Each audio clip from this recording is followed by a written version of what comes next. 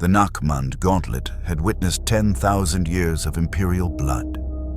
This narrow corridor through the Great Rift, that galaxy-bisecting wound in reality, had become humanity's lifeline, the only stable route connecting the Imperium Sanctus to the benighted worlds trapped in Imperium Nihilis.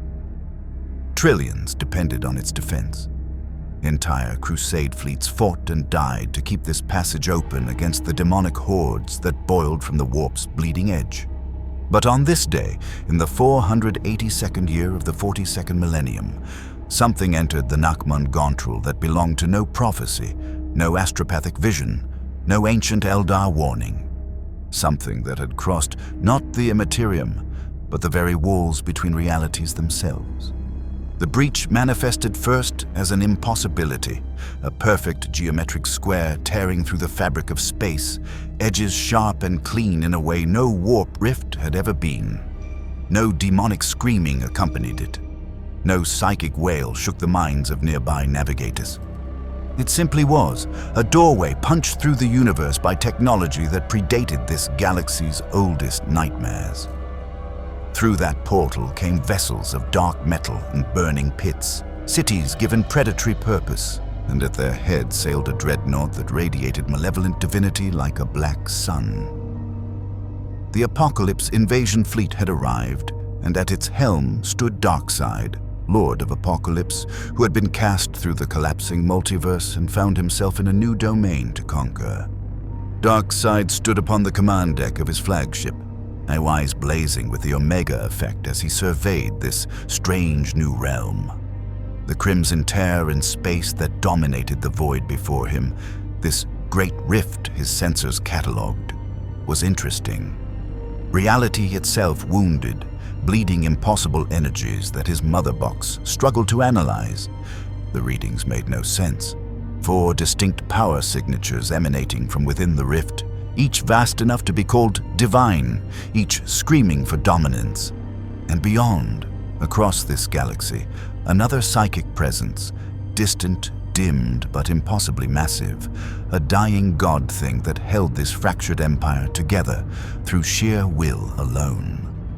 Fascinating, Darkseid rumbled, his voice the grinding of tombstones. A cosmos already enslaved, already broken, already worshipping tyrants who feed on their prayers. His stone face remained impassive, but something almost approaching satisfaction flickered in his burning eyes. They have no concept of true dominion, no understanding of absolute control. They squabble with gods who demand worship when what they need is a master who requires only obedience. Behind him, his elite guard, Canto, Granny Goodness, Darkseid, waited in perfect silence. Through the viewports, hundreds of ships from Apokolips filled the void, their parademon bays hungry for deployment. Darkseid had sought the anti-life equation across infinite realities, that mathematical proof of the pointlessness of existence that would give him absolute control over all sentient will. And now, cast into this nightmare galaxy by forces even he had not anticipated, he sensed something remarkable. Fragments of what he sought woven into the very structure of this realm's madness. And the warp itself, that roiling dimension of thought and emotion made manifest, it contained elements of his equation. The way these chaos gods controlled their followers through corruption and temptation, the way this god-emperor held his Imperium together through faith and suffering. The ancient technology his sensors detected that manipulated reality's fundamental laws. All of it resonated with fragments of anti-life. This galaxy had spent 10 millennia developing its own twisted mathematics of control. Darkseid, Darkseid commanded, begin reconnaissance of the nearest inhabited systems. I would know what manner of slaves populate this realm. Granny Goodness, prepare the parademon legions. Canto, establish communication protocols, though I suspect this Imperium understands only violence and domination. We show them we speak their language.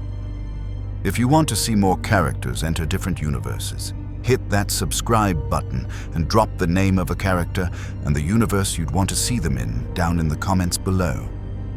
In the grim darkness of the far future, there is only war. Within hours, Darkseid's fleet moved deeper into the Gauntlet. His mother box, despite its erratic behavior in proximity to the warp's energies, had identified a system ahead. Vorlux, an industrial world of 11 billion souls, its forges churning out weapons for the Indomitus Crusade. It would serve as his announcement, his declaration. Let this Imperium understand that a new power had entered their eternal war, one that had conquered galaxies while their ancestors still crawled in Terra's mud. But the citizens of Vorlux had no warning before the skies split open. Boom tubes, Apokolips' signature teleportation technology, erupted across the hive cities, and from each portal came the chittering, howling swarms of parademons. But these were merely the vanguard. What followed made even veterans of 100 campaigns against Chaos and Xenos pause in recognition of something different. Where demons brought corruption and madness, these invaders brought industrial subjugation. Where tyrannids brought mindless hunger, these creatures showed cruel intelligence behind their savagery. And when Darkseid himself descended through the largest boom tube, materializing in the Central Hive's Administratum district, the planet's defenders finally understood. They faced not an invasion, but a conquest. And the new god stood 30 feet tall in this manifestation, stone-skinned and inexorable, his eyes tracking across the Gothic architecture with analytical precision. Power armor-clad PDF troopers opened fire immediately. Laser guns, autoguns, even a few plasma weapons. The last bolts splashed harmlessly against his hide. The solid rounds ricocheted like pebbles. The plasma fire he simply walked through. Then Darkseid's eyes blazed red, and the Omega beams lanced out. The twin beams of Omega effect energy tracked their targets with impossible precision, bending through the air at sharp angles to pursue fleeing soldiers. Where they struck, men and women simply ceased to exist, not vaporized like with plasma, not torn apart like with bolter fire, but erased. In their fundamental existence revoked by energy that operated on laws this universe had never encountered. Within seconds, the entire PDF company vanished, and Darkseid continued walking toward the planetary governor's spire without breaking stride. This galaxy, he was learning, was built on brutality. Its defenders died with prayers to their emperor on their lips, fanatical to the end. But fanaticism was not submission. Faith was not obedience. They fought for a corpse god who could not answer, for an empire that ground them into paste for the crime of existing. Darkseid would offer them something this galaxy had never known, purpose through absolute surrender. They would not worship him. They would not love him. They would simply obey because anti-life justified his dominion. As Vorlux's Vox network screamed with panic, and as astropaths burned out their minds trying to send warnings through the warp's turbulence, Darkseid stood atop the governor's spire and looked out across a hive city of billions. His conquest of this galaxy had begun. And unlike the Imperium's enemies who sought corruption or consumption, he would teach them the mathematics of control. Somewhere across the Nachmund Gauntlet, Imperial sensors finally registered the impossible readings. Somewhere on distant Terra, the Adeptus Administratum would categorize this new threat in triplicate.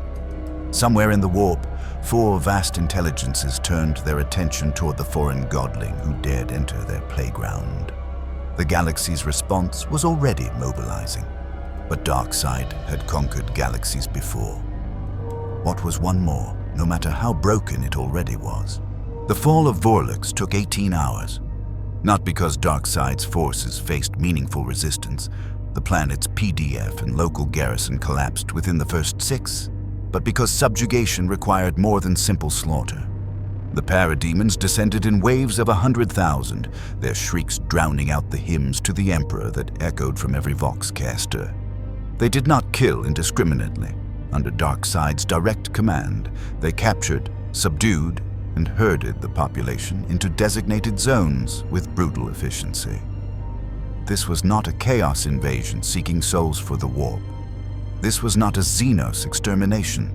This was industrial-scale conquest by a civilization that had perfected the machinery of domination across 1,000 worlds. Granny Goodness oversaw the processing centers, but her ancient cruelty finding new expression among a population already broken by the Imperium's demands. The citizens of Vorlix were no strangers to suffering.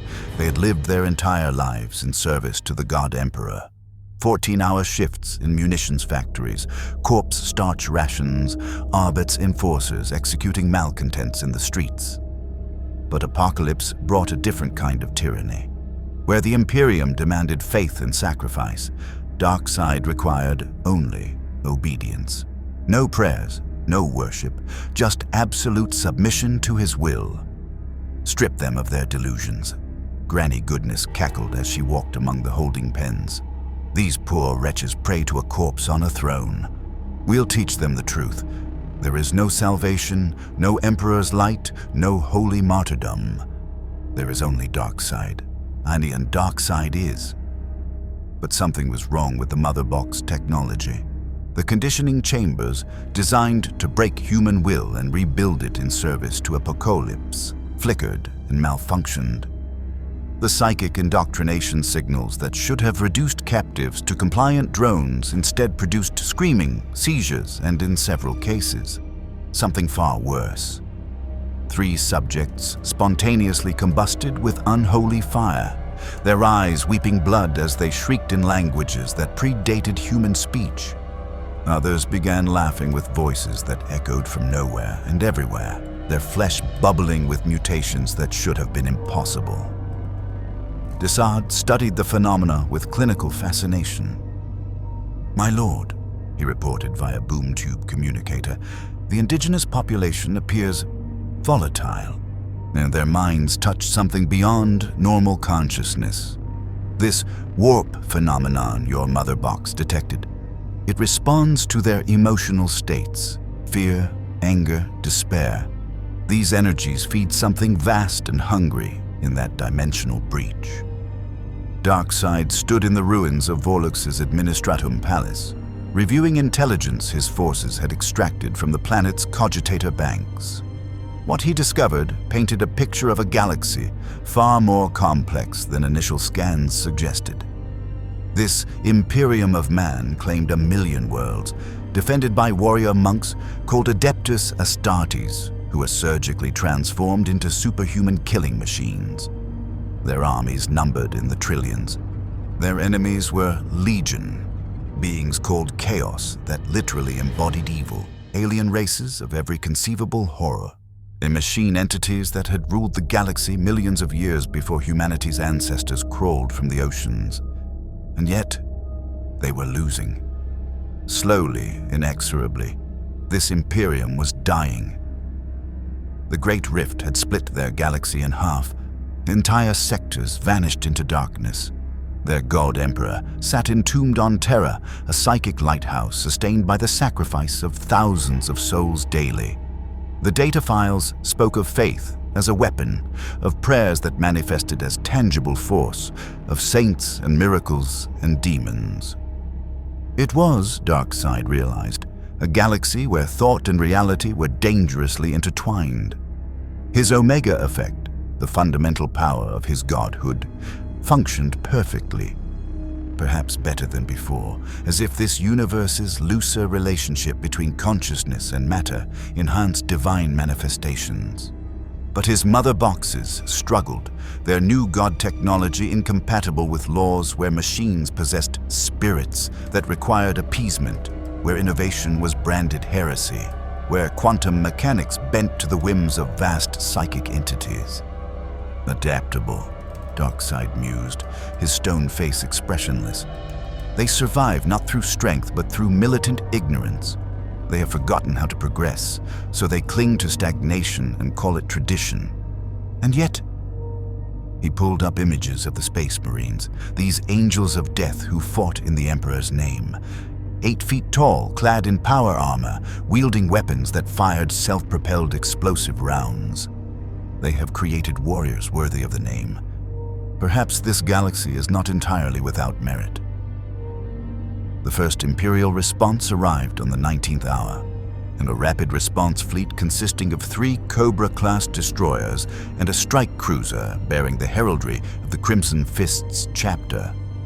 They translated from warp space at the system's edge, their auger arrays immediately detecting the impossible. Unknown Xenos vessels in orbit of an Imperial world, and that world's astropathic choir silent, either dead or captured.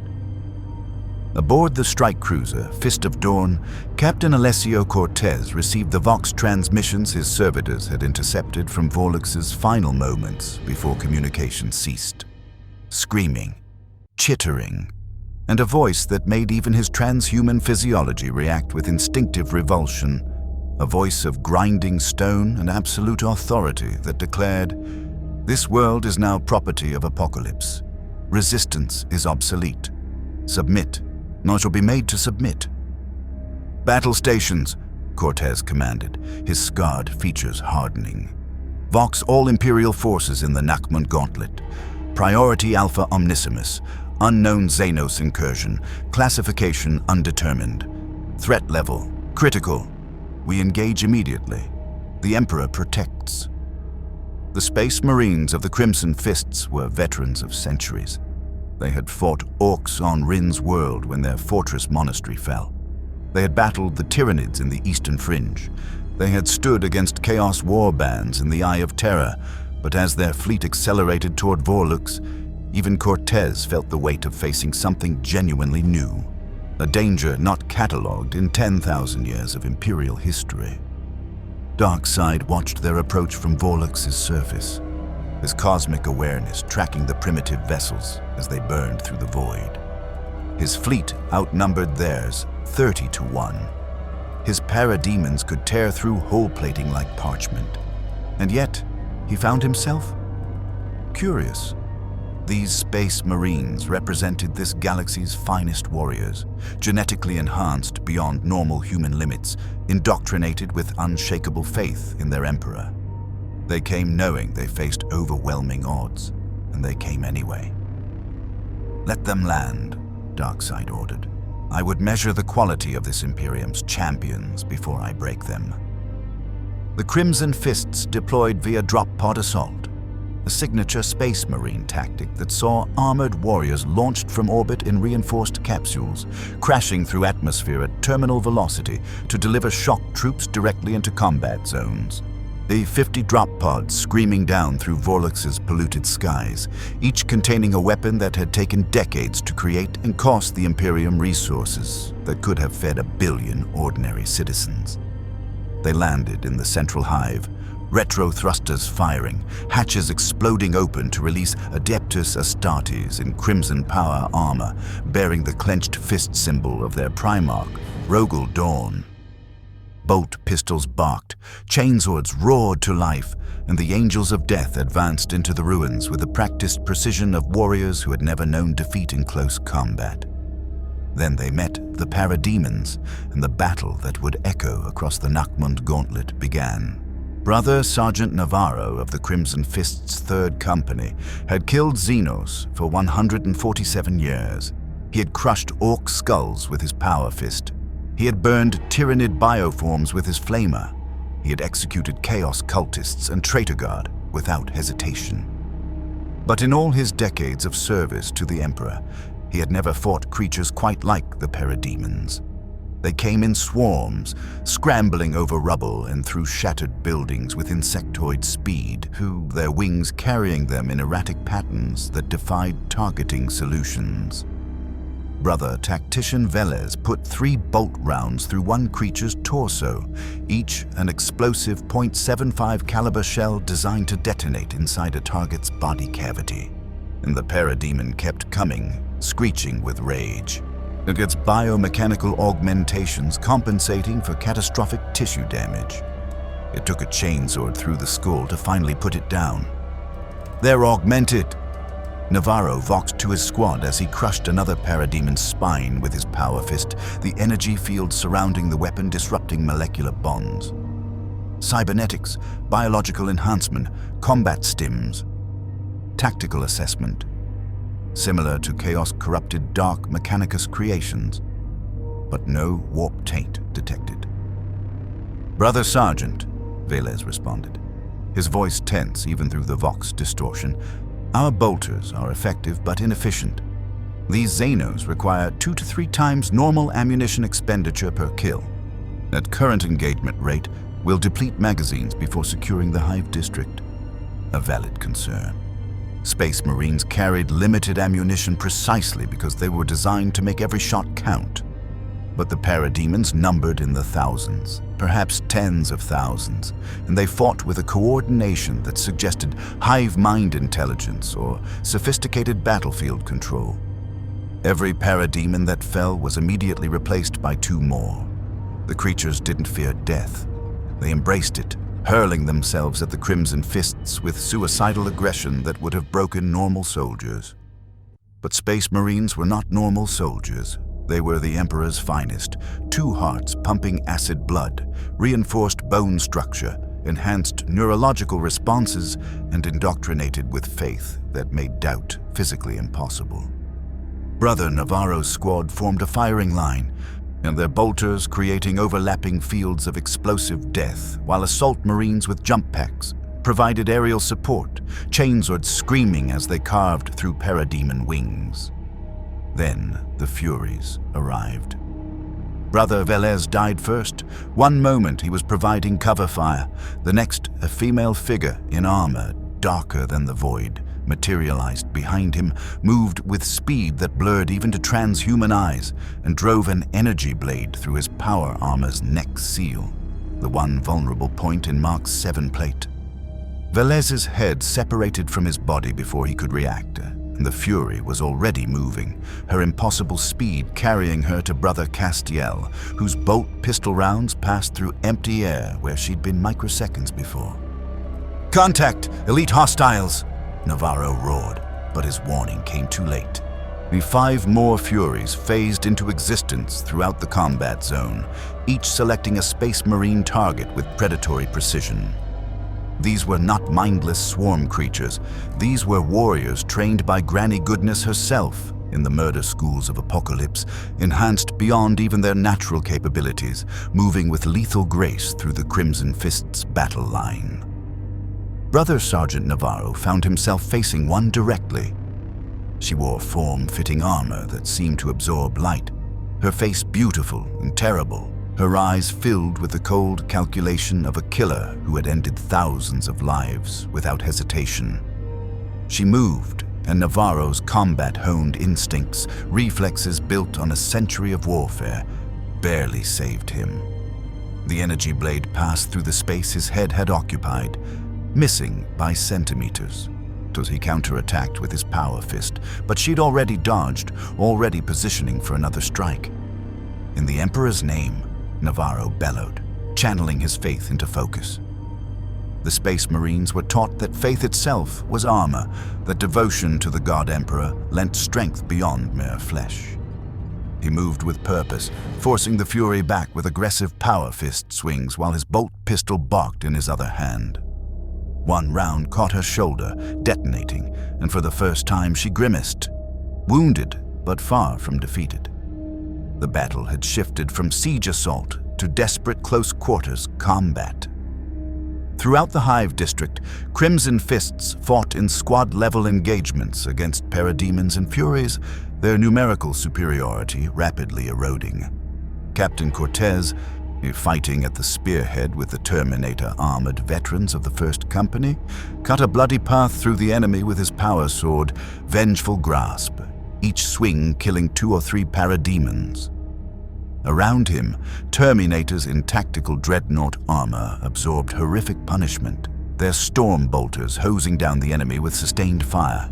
But even these elite warriors found themselves pressed. "Fall back to defensible positions," Cortez commanded. "Reform firing lines. Bring up heavy weapons for Dorn and the Emperor." But before the Crimson Fists could execute their tactical withdrawal, the sky darkened. Not with clouds or atmospheric pollution, but with shadow that had weight and presence. Brother Navarro, still dueling the Fury, felt it before he saw it. a pressure on his soul, like a sensation of being observed by something vast and utterly inimical to all life. His psycho-conditioning had prepared him for facing demons, for resisting the whispers of chaos. This was different. This was not corruption or temptation. This was the simple, inexorable recognition of a predator noticing prey. Darkseid descended from the sky, Omega effect crackling around his form, and the entire battle froze. Parademons screeched in worship. Furies bowed their heads in submission, and the Crimson Fists, veterans of 1,000 campaigns, felt for the first time in their enhanced lives something they had been conditioned to never experience: primal fear. Captain Cortez raised vengeful grasp with both hands, his ancient power armor's servo motors straining. "By the Emperor's will, you will fall," he charged. The 300 pounds of ceramite armor and transhuman muscle moving with shocking speed, his power sword aimed for Darkseid's chest. The blade was a masterwork. Blessed by chaplains, its energy field capable of cleaving through tank armor. It struck Darkseid's stone-like hide and simply stopped. No penetration, no damage. The power field flickered and died against something harder than any material in the Imperium's arsenal. Darkseid's hand closed around Cortez's helm. "Impressive craftsmanship," the new god rumbled. "These enhancements make you nearly worthy of notice." He lifted the Space Marine captain off the ground, effortlessly, as if the 800-pound warrior weighed nothing. But enhancement is not evolution. You are weapons fashioned by primitive surgery and chemical alterations. "I'm a god born from the forge of Apokolips. We are not the same." Cortez fired his bolt pistol point blank into Darkseid's face. The explosive rounds detonated harmlessly against stone flesh. "The Emperor protects," Cortez spat, refusing to show fear even as his armor began to buckle under Darkseid's grip. "Does he?" Darkseid's eyes blazed red. "Where is your Emperor now, warrior? Where is his protection as your fortress falls? Where is his light in this darkness?" The Omega beams built to lethal intensity. "You pray to a corpse. I am what answers." Before Darkseid could fire, a lance of light punched through the atmosphere from orbit. The fist of Dawn's bombardment cannons, each capable of reducing continents to glass, targeted Darkseid's position with surgical precision. The strike hit with enough force to vaporize a city block, it turning the ground to superheated slag, the shockwave flattening buildings for kilometers in every direction. When the dust cleared, Darkseid still stood, Captain Cortez still held in his grasp, the bombardment having accomplished nothing except providing a temporary distraction. But the distraction was enough. The remaining Crimson Fists executed their withdrawal, Terminators providing covering fire, while tactical squads retreated via Thunderhawk gunship extraction. They had come with 50 warriors, they left with 34, and Captain Cortez remained in enemy hands. Darkseid watched them flee, making no attempt to pursue. "Inform your Imperium," he said, his voice carrying through every Vox channel on Vorlix and transmitted through the warp by the planet's tortured astropaths. "Your defenses are inadequate. Your warriors are insufficient, and your Emperor is silent. Darkseid is, and Darkseid conquers all." He released Cortez, letting the captain fall to the scorched earth. "You live because your death serves no purpose, and I waste nothing. Return to your masters. Tell them what comes for their Imperium. Tell them that faith alone will not save them. Tell them they face a force that has conquered galaxies while their civilization was still learning to make fire." Captain Cortez, battered but unbroken, retrieved his damaged helm and looked up at the towering god entity. "I will tell them," he said, his voice hoarse but defiant. "I will tell them a Xenos tyrant believes himself unkillable. And then the Imperium will prove him wrong. The Emperor protects." "The Emperor is silent," Darkseid corrected. "Unna. I have listened to this galaxy's psychic resonance. I have felt the presence you call divine. It is vast, yes. Powerful, Yes, but it is also dying, fading, sustained only by constant sacrifice. You worship a god who consumes 1,000 souls daily to maintain his corpse light. I offer something your Imperium has never known. Dominion without the pretense of divinity. Obedience without the lie of salvation. Cortez said nothing more. He retreated with his surviving brothers, extraction Thunderhawks retrieving them under heavy fire from parademon flyers. The Battle of Vorlux was over. The Crimson Fists had lost their first engagement with Apokolips forces, and across the Nachmund Gauntlet, Imperial command structures scrambled to comprehend what had just entered their eternal war. As the Crimson Fists' vessels fled into the warp, carrying their wounded and their dead, Darkseid turned his attention back to Vorlux. The planet was secure. Its 11 billion inhabitants now bent to his will, processed through Apokolips conditioning chambers, their minds stripped of Imperial indoctrination and rebuilt in absolute obedience.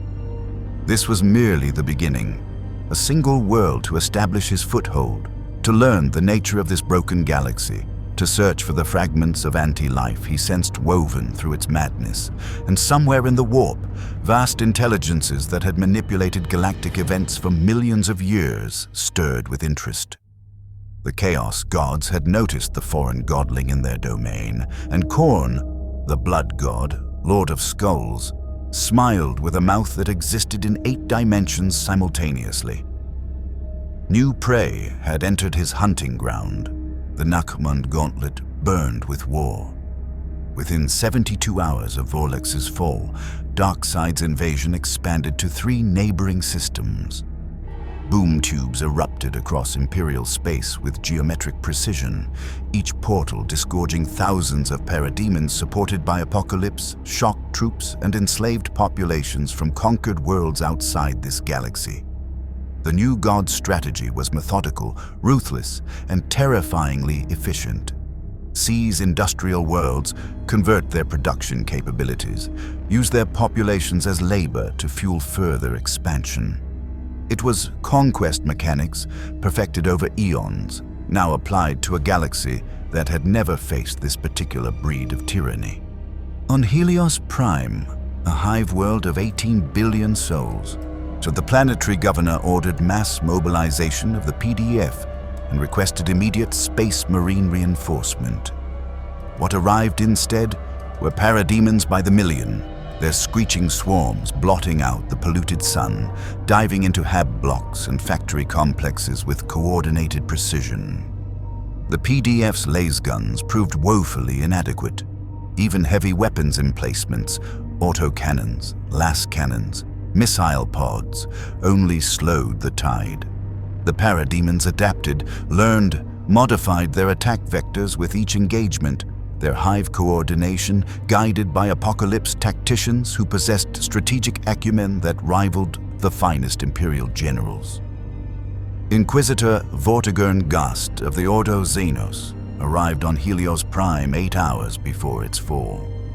He came aboard the black ship Unquestionable Truth, accompanied by a full retinue of inquisitorial stormtroopers, 3 Death Watch kill teams, and a Sister of Battle from the Order of our Martyred Lady assigned as his confessor.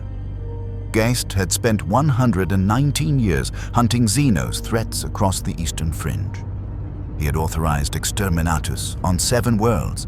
He had personally executed 24 heretics and collaborated with Xenos when the Imperium's survival demanded it. But even he paused when he saw the scale of what descended upon Helios Prime. By the Golden Throne, Sister Superior Amadea whispered, her power armor's auspex struggling to count the enemy signatures. These numbers, this is invasion fleet scale deployed against a single world. How many systems has this Xenos empire committed? All of them, Gast said quietly, his augmetic eye cycling through spectral filters as he analyzed the parademon swarms. This is total war. They're not raiding, not seeking resources or slaves in the conventional sense. They're conquering, converting, assimilating entire worlds into their war machine within days. He turned to his chief interrogator. Commence priority investigation. I need prisoners. I need their technology. I need to understand what we're facing before it spreads beyond containment.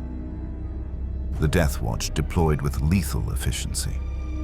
These were space marines drawn from different chapters, trained specifically for Xenocide operations, each a veteran of centuries bearing specialized anti-Xenos ammunition and tactics. Kill Team Vindex comprised of an Ultramarine, a Raven Guard, a Salamander, a Space Wolf, and a Black Templar, established a kill zone in Hive Primus's industrial sector, luring parademons into prepared ambushes. Brother Draken of the Salamanders carried a heavy flamer, and he put it to devastating use. Unlike standard lasguns, Promethium fire proved highly effective against the biomechanical horrors. Parademons shrieked as their flesh burned, their cybernetic components melting, their capacity to ignore pain overridden by pure thermal damage. "Purge them in flame," Drakan roared, his voice carrying the stoic determination of his chapter. For Vulcan and the Emperor. But for every parademon killed, 3 more appeared. The swarm was endless, and behind them came heavier Apokolips forces.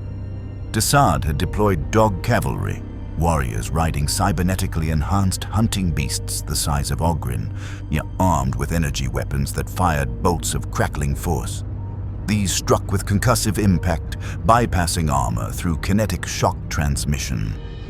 Brother Halvard of the Space Wolves took a direct hit and went down, his power armor's chest plate cracked, internal organs hemorrhaging despite his transhuman resilience. "Fall back," Kill Team Vindex's Watch Sergeant Tiberius commanded. "Fighting withdrawal to extraction point. Move!" They retreated through the Hive's industrial bowels, laying crack grenades and frag mines, making the enemy pay for every meter of ground. The Raven Guard, Brother Corvus, remained at the rear guard, his Shadow Ops training allowing him to disappear into the darkness, striking from concealment with sniper fire that punched through parademon skulls with precise lethality. But even stealth had its limits. Something was hunting him, something fast, something intelligent, something that could track even a Raven Guard through the shadows. A Fury materialized behind Corvus, her blade flashing. Only his preternatural reflexes saved him, throwing himself aside as the energy weapon carved through his armor's shoulder pauldron. He rolled, came up firing his bolt pistol, but she was already gone, vanished into the darkness like she'd never existed. Psychological warfare, terror tactics, making him understand he was prey. "I see you, Xenos filth," Corvus voxed grimly, scanning with his helmet's full-spectrum auspex. "I've hunted your kind before. Every predator has a pattern." The Fury's laughter echoed through the industrial complex, sourceless, mocking. "You hunt children playing at war, little Raven. Now we were taught by Granny Goodness in Apokolips murder pits. We killed each other for sport before your chapter even existed. You're already dead. You just haven't stopped moving yet." She struck again, this time from above, dropping from rafters with silent grace. Corvus met her attack, his combat knife, forged on deliverance and blessed by chapter chaplains, intercepting her energy blade. Sparks flew. She pressed the assault, her speed inhuman, her technique flawless, each strike aimed for armor weak points that only a master combatant would recognize. Corvus defended with everything his 100+ years of combat experience taught him, but he was losing ground, forced back step by step. Then Brother Draken's heavy flamer roared, filling the corridor with Promethium fire. The Fury disengaged, phasing backward through the flames with minimal damage, her armor designed to withstand extreme temperatures. But the momentary reprieve was enough. Kill Team Vindex completed their extraction, reaching the designated Thunderhawk landing zone as Helios Prime's defenses collapsed around them. Inquisitor Gust reviewed the engagement reports from aboard the Unquestionable Truth as his black ship burned away from Helios Prime at maximum acceleration. The planet was lost. 18 billion Imperial citizens would fall under Xenos control within hours, and his investigation had yielded troubling intelligence. these invaders possessed technology far beyond typical Xenos capabilities, coordinated strategies that suggested centuries of military refinement, and most disturbing, you showed no evidence of warp corruption despite their obvious malevolence. "They're not chaos," Sister Amadia reported, studying picked captures of parademon physiology. "No mutation patterns consistent with warp exposure, no demonic taint in their biosignatures. These are constructed, enhanced, engineered for war through non-warp means, which makes them infinitely more dangerous," Gast replied. "Chaos is predictable. It corrupts, it mutates, it follows patterns we've documented over 10 millennia. But this," he gestured at the tactical displays showing Darkseid's expanding invasion perimeter.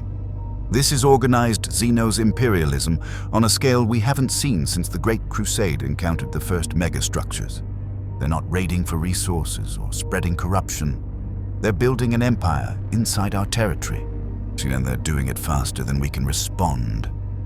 His astropath, a withered woman suspended in a life support throne, her eyes burned out from decades of psychic communion, suddenly convulsed. "Inquisitor!" she gasped, blood leaking from her empty sockets. "Warp transmission. Massive psychic presence. Something vast has noticed. The Imperium royals. The dark gods turn their gaze upon." She screamed, a sound of absolute anguish, and collapsed, dead from psychic overload. Gast's expression hardened. "Prepare secure astropathic relay to Terra. Priority Omega Maximum. The Ordo Xenos requires full mobilization authority, and..." He paused, knowing what he was about to request would have galaxy-spanning consequences. "Request Death Watch chapter deployment. Request Grey Knight's investigation. Request Inquisitorial Conclave. And we may be facing a threat that requires..." He didn't want to say it, but duty demanded honesty. "Exterminatus contingency planning for multiple systems." The ship's navigator, his third eye bleeding from warp turbulence, called from the bridge. "Inquisitor, I'm detecting anomalies in the warp. The currents are agitated. Something in the Imperium is watching this invasion with interest. The Dark Gods. Throne, they're amused." Of course they were. Khorne, Nurgle, Tzeentch, and Slaanesh, the ruinous powers that had plagued humanity for millions of years, would find entertainment in a foreign tyrant invading their domain. To them, this was sport, a new piece on the Great Games board, unpredictable and potentially useful for their eternal schemes. On the surface of Helios Prime, when Darkseid stood in the planetary governor's palace, now his command center, reviewing intelligence his forces had extracted from captured Imperial databases. The more he learned about this galaxy, the more fascinated he became. These humans worshipped a figure called the Emperor, who had supposedly walked among them 10,000 years ago, a being of such psychic might that he challenged gods. But that Emperor now sat entombed on Terra, kept barely alive by arcane machinery, his consciousness bleeding into the warp to hold back the Chaos God's direct manifestation. A psychic lighthouse, Darkseid mused, his stone face revealing nothing. Sustained by sacrifice. 1,000 psychers fed to the Golden Throne daily, their souls burned to maintain the Astronomicon that allows warp travel. How elegant and how wasteful. He turned to Darkseid, as who had joined him in the command chamber. These Chaos Gods, these warp entities, they are what I sensed. 4 distinct power signatures, each massive enough to be called divine, each feeding on emotions across this entire galaxy. "Yes, my lord," Darkseid confirmed, his twisted face showing scholarly excitement. "My interrogations have revealed their nature. They call them Khorne, Nurgle, Tzeentch, and Slaanesh. Gods born from sentient emotions, rage, despair, ambition, and excess. They exist in a parallel dimension called the Warp, and they constantly attempt to manifest in real space through corruption, possession, and demonic incursion." Darkseid's eyes narrowed. "And the Emperor holds them back?" "Partially.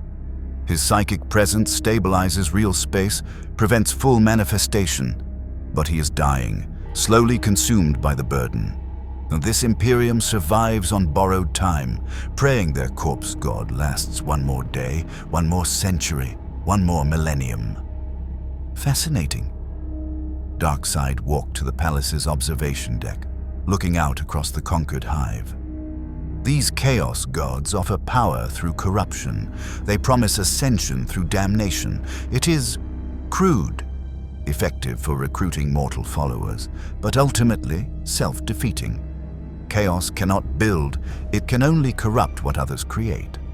They are parasites, not true powers. Will they oppose our conquest, my lord? Darkseid smiled, a terrible sight on his stone face. They will try. Let them. I have faced gods before, Darkseid. I have broken pantheons and burned divine realms. These chaos gods think themselves masters of this galaxy. Let them meet Darkseid, and can learn the difference between worship earned through terror and dominion established through absolute control. His eyes blazed with the Omega effect. But first, I must understand their power. I must find the fragments of anti-life woven through this galaxy's madness. And I suspect... He pulled up data on the Emperor's golden throne, on the psychic mechanisms that held the Imperium together. I suspect the corpse god on Terra holds pieces of what I seek.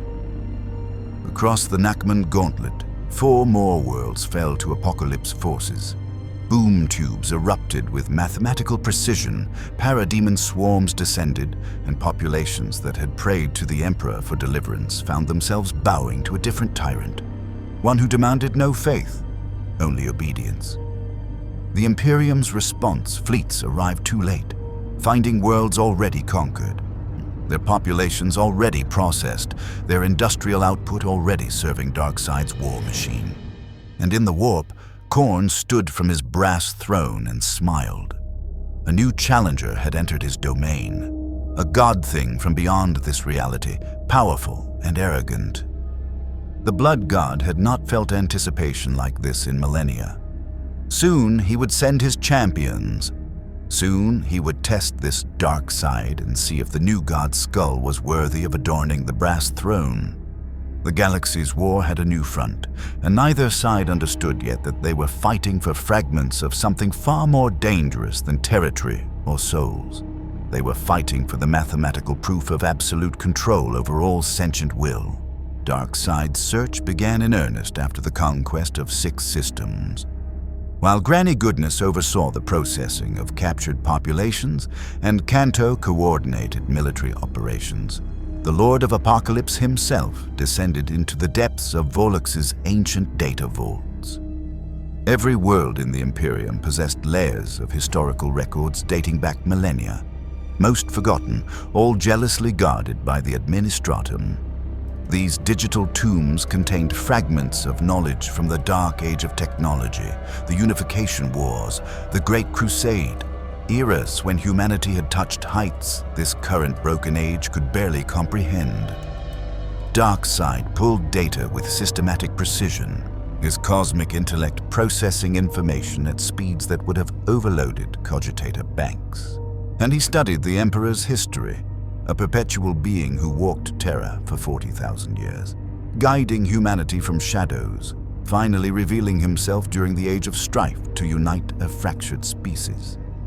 A psyker of unparalleled might who created 20 genetically engineered suns, the Primarchs, and launched a galactic conquest to reclaim lost human worlds. A tyrant who had almost succeeded in creating a galaxy-spanning atheistic empire before half his sons betrayed him, plunging humanity into civil war. But what fascinated Darkseid was not the history itself, but the mechanisms underlying it.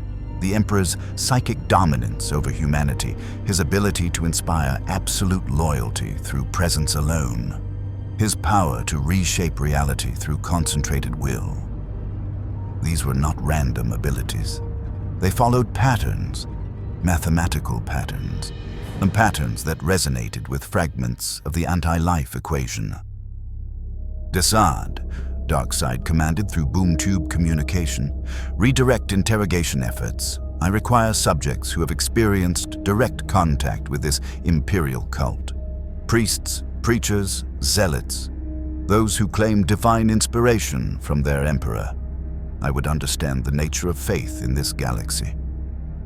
Within hours, captured ecclesiarchy, priests were brought before Darkseid in secured chambers deep within Vorlux's conquered spires. Cardinal Hestor had served the God Emperor for 93 years, preaching his holy word to billions, conducting mass prayers in cathedrals that stretched kilometers toward polluted skies. And now he stood in chains before something his faith had no words for, a being of stone and malevolence that radiated power his soul recognized as fundamentally wrong. "You will tell me," Darkseid said, his voice the grinding of planets, "how your Emperor controls his faithful." Cardinal Hestor spat blood. Desaad's preliminary interrogation had been thorough. The God Emperor does not control. He saves, he protects, he is the master of mankind, the Omnissiah, the golden light in the darkness. We follow him because he is divine, because his sacrifice sustains us, because without him we would fall to chaos. Interesting. Darkseid's eyes blazed, and the Omega effect pulsed through the chamber, not to kill, but to observe. His cosmic senses traced the psychic connections that bound this broken priest to his distant god. And there, like in the structure of faith itself, Darkseid found what he sought: equations. Mathematical proof embedded in human consciousness that made worship not just emotional, but fundamental to this galaxy's reality. The Emperor had not merely commanded loyalty, he had shaped the human soul to require belief in him. 10,000 years of prayer, trillions of faithful deaths, countless martyrs screaming his name, all of it fed back through the warp, sustaining the corpse god's presence and creating a self-reinforcing loop. Faith powered the Emperor. The Emperor demanded faith. The equation was elegant, brutal, and, Darkseid realized with something approaching admiration, nearly complete. "This is it," Darkseid whispered, his stone face showing rare emotion. "The fragment I sensed. Your Emperor discovered a piece of anti-life before I did. And he learned how to mathematically prove the necessity of submission, hardwired it into human psychology through millennia of genetic manipulation and cultural indoctrination. You do not choose to worship him, you are built to require him, and in requiring him, you surrender your will." Cardinal Hestor trembled, his faith shaken by the horrifying perspective. "Blasphemy! The Emperor is our salvation, not our enslavement." "The difference," Darkseid said softly, "is semantic and irrelevant." His hand reached out, touching the priest's forehead, the Omega effect interfacing directly with the man's consciousness. Darkseid pulled the equations from the priest's mind, ripping through layers of psycho-indoctrination, decades of Imperial conditioning, down to the fundamental structure of how faith operated in this nightmare galaxy. Cardinal Hestor screamed.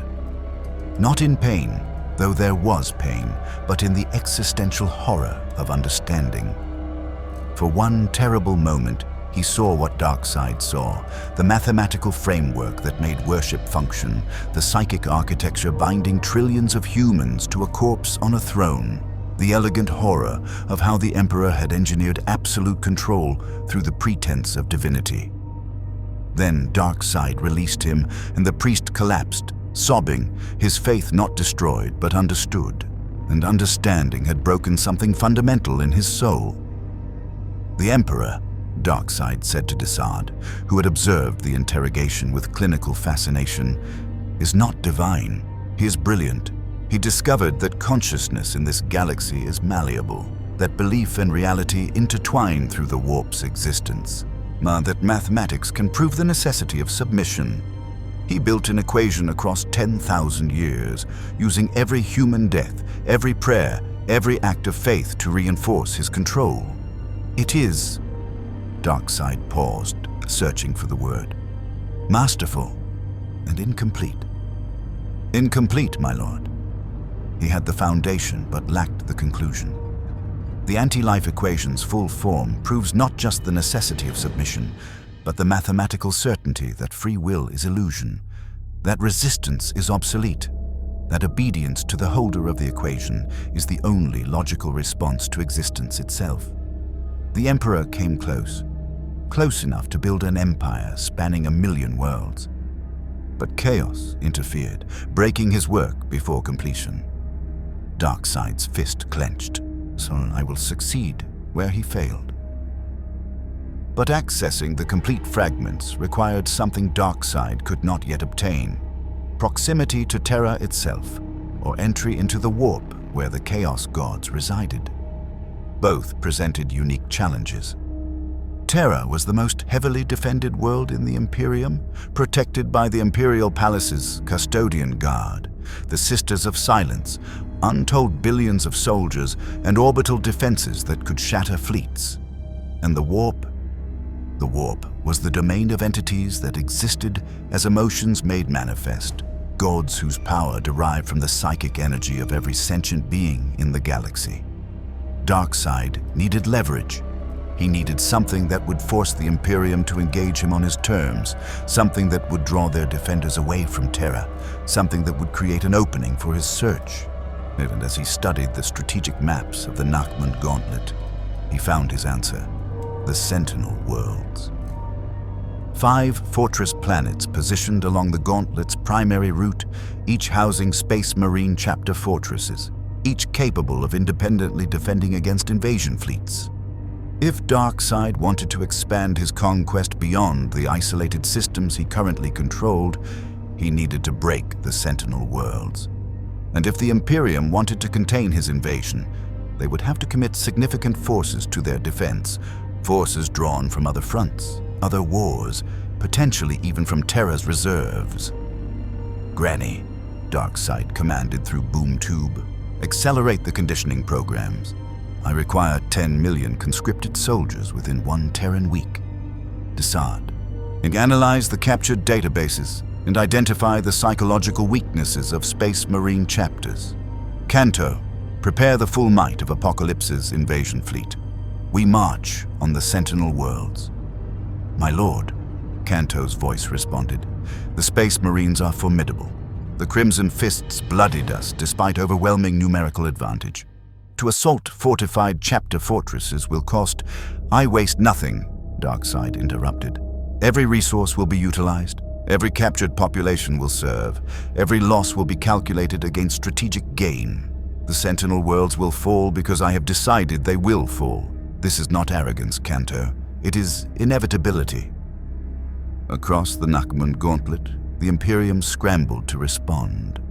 The Crimson Fist's report had reached Terra, processed through administratum channels, not analyzed by inquisitorial agents, and finally brought before the High Lords of Terra themselves. In the chambers where the Imperium's ruling council met, 12 of humanity's most powerful figures debated the Apokolips threat.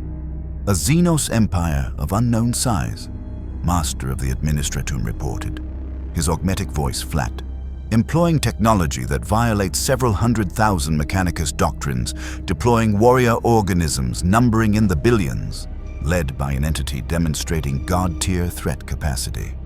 Current assessment: threat level Omega Maximus, comparable to Major Tyrannid Hive Fleet incursion or Black Crusade scale. The Death Watch has engaged them, Grandmaster Kaldor Drago of the Grey Knights stated, his psychic presence a reassuring weight in the council chamber. Initial casualty rates are concerning, as these Xenos adapt rapidly, coordinate perfectly, and show no signs of chaos corruption despite their obvious malevolence.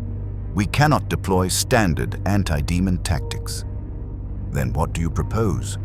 Fabricator General Kozlov of Mars demanded, his mechanical voice crackling with static. The Nachmund Gauntlet is strategic lifeline.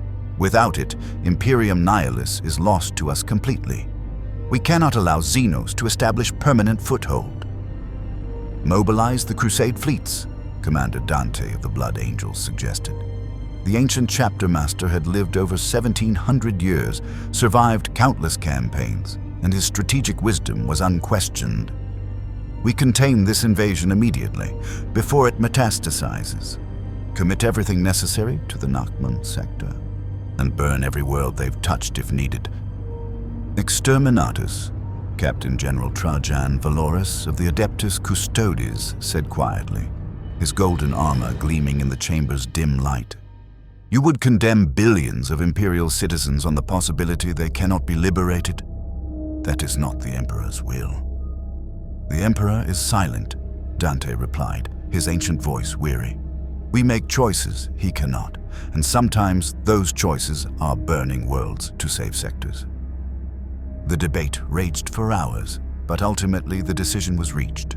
Task Force Imperator would deploy to the Nachmund Gauntlet with orders to contain and eliminate the Apokolips threat. 3 battle barges, 20 strike cruisers, 80 escort vessels, and elements from 6 Space Marine chapters including Blood Angels, Crimson Fists, Black Templars, White Scars, Salamanders, Ars and Raven Guard.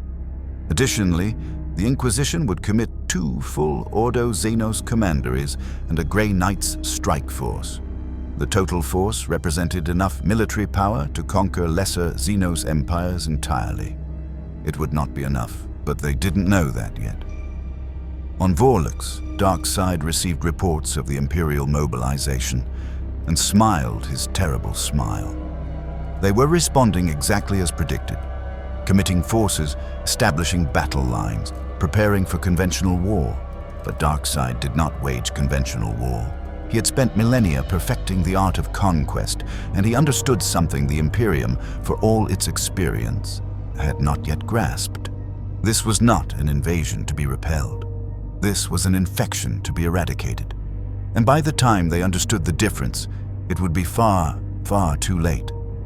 Let them come, Darkseid said, his Omega effect blazing in anticipation.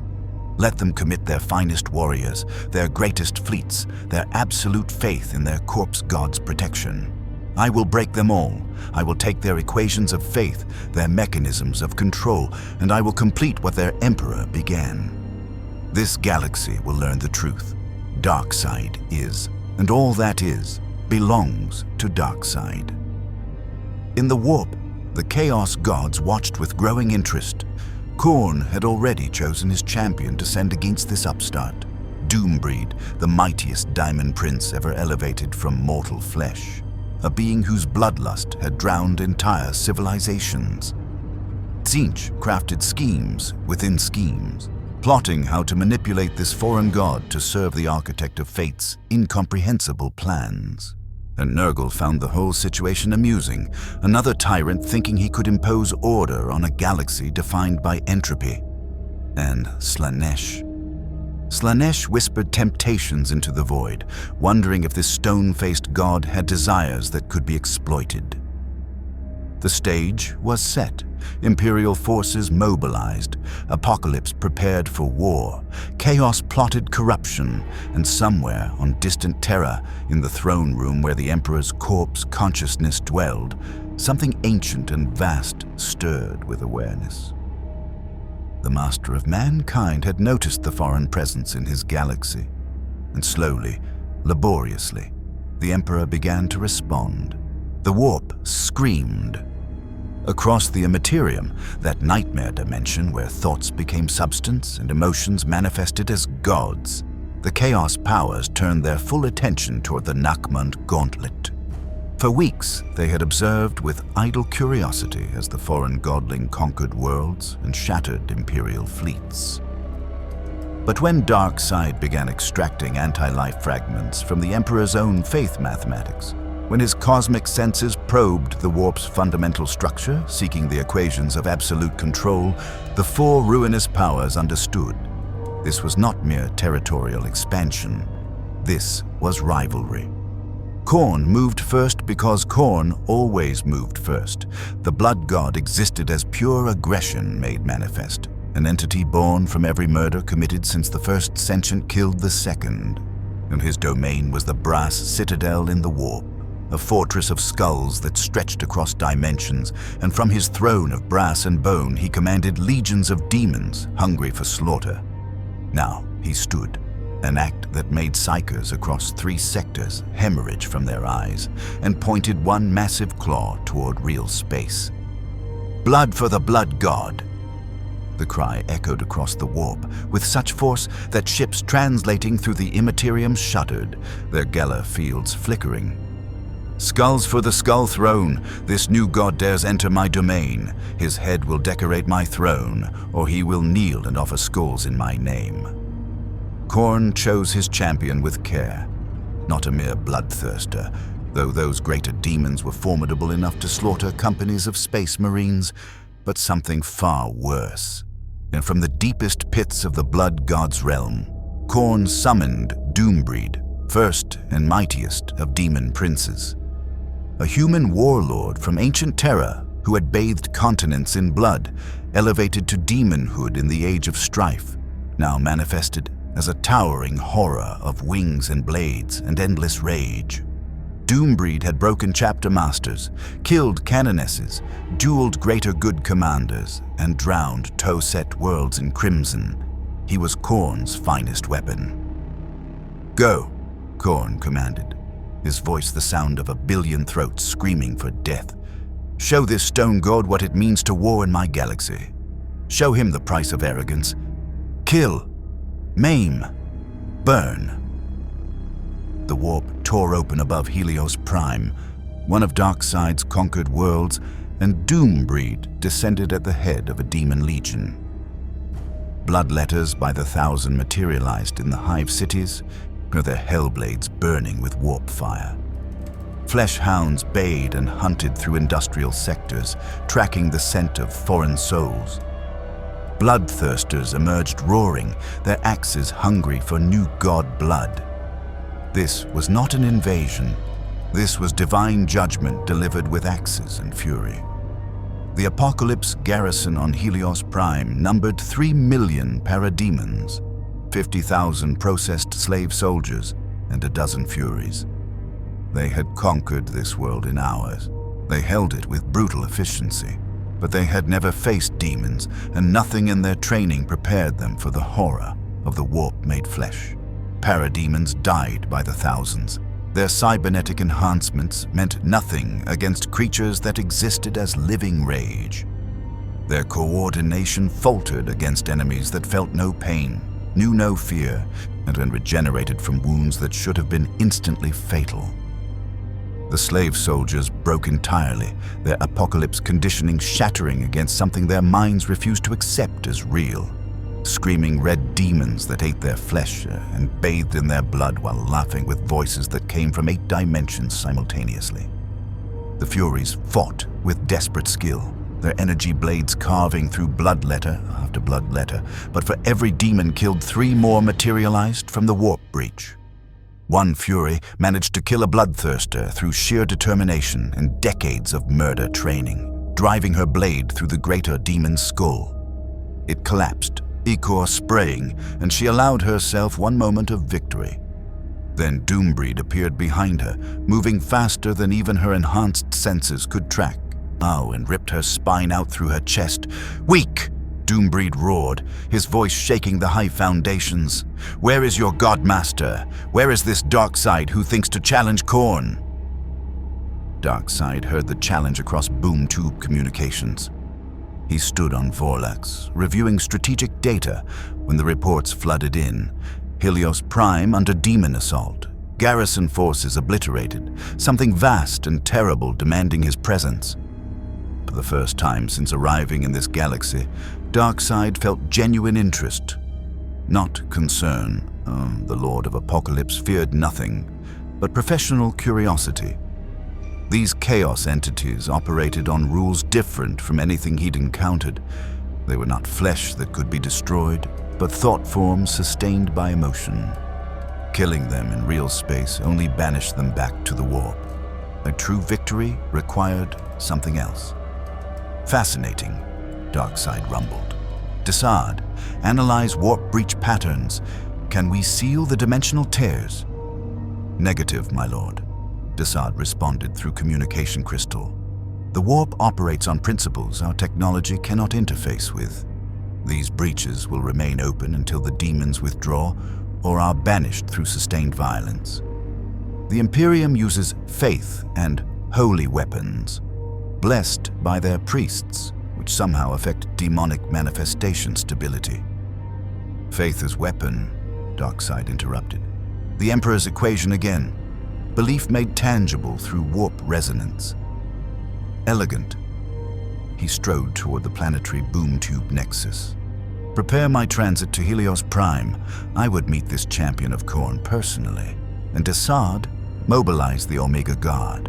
And if faith works as weapon in this galaxy, then godhood should prove even more effective.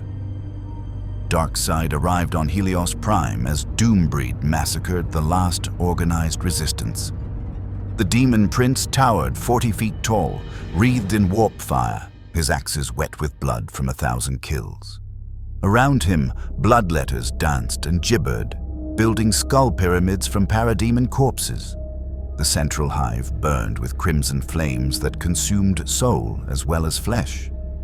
And when Darkseid emerged from the boom tube, Doombreed turned, spread his massive wings, and smiled with a mouth full of fangs. Finally, the Demon Prince bellowed. The coward emerges, the so-called god who hides behind worthless flesh puppets.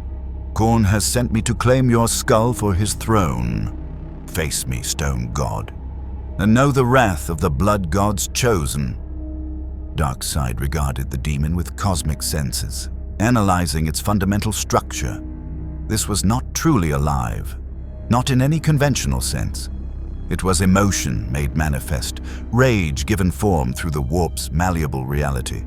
Killing it would accomplish nothing permanent, but demonstrating superiority, that would send a message to these chaos gods. You presume much, demon, Darkseid said, his voice carrying across the burning hive. You serve a god who demands worship through fear. You offer power through corruption. You are everything I've spent eons fighting against.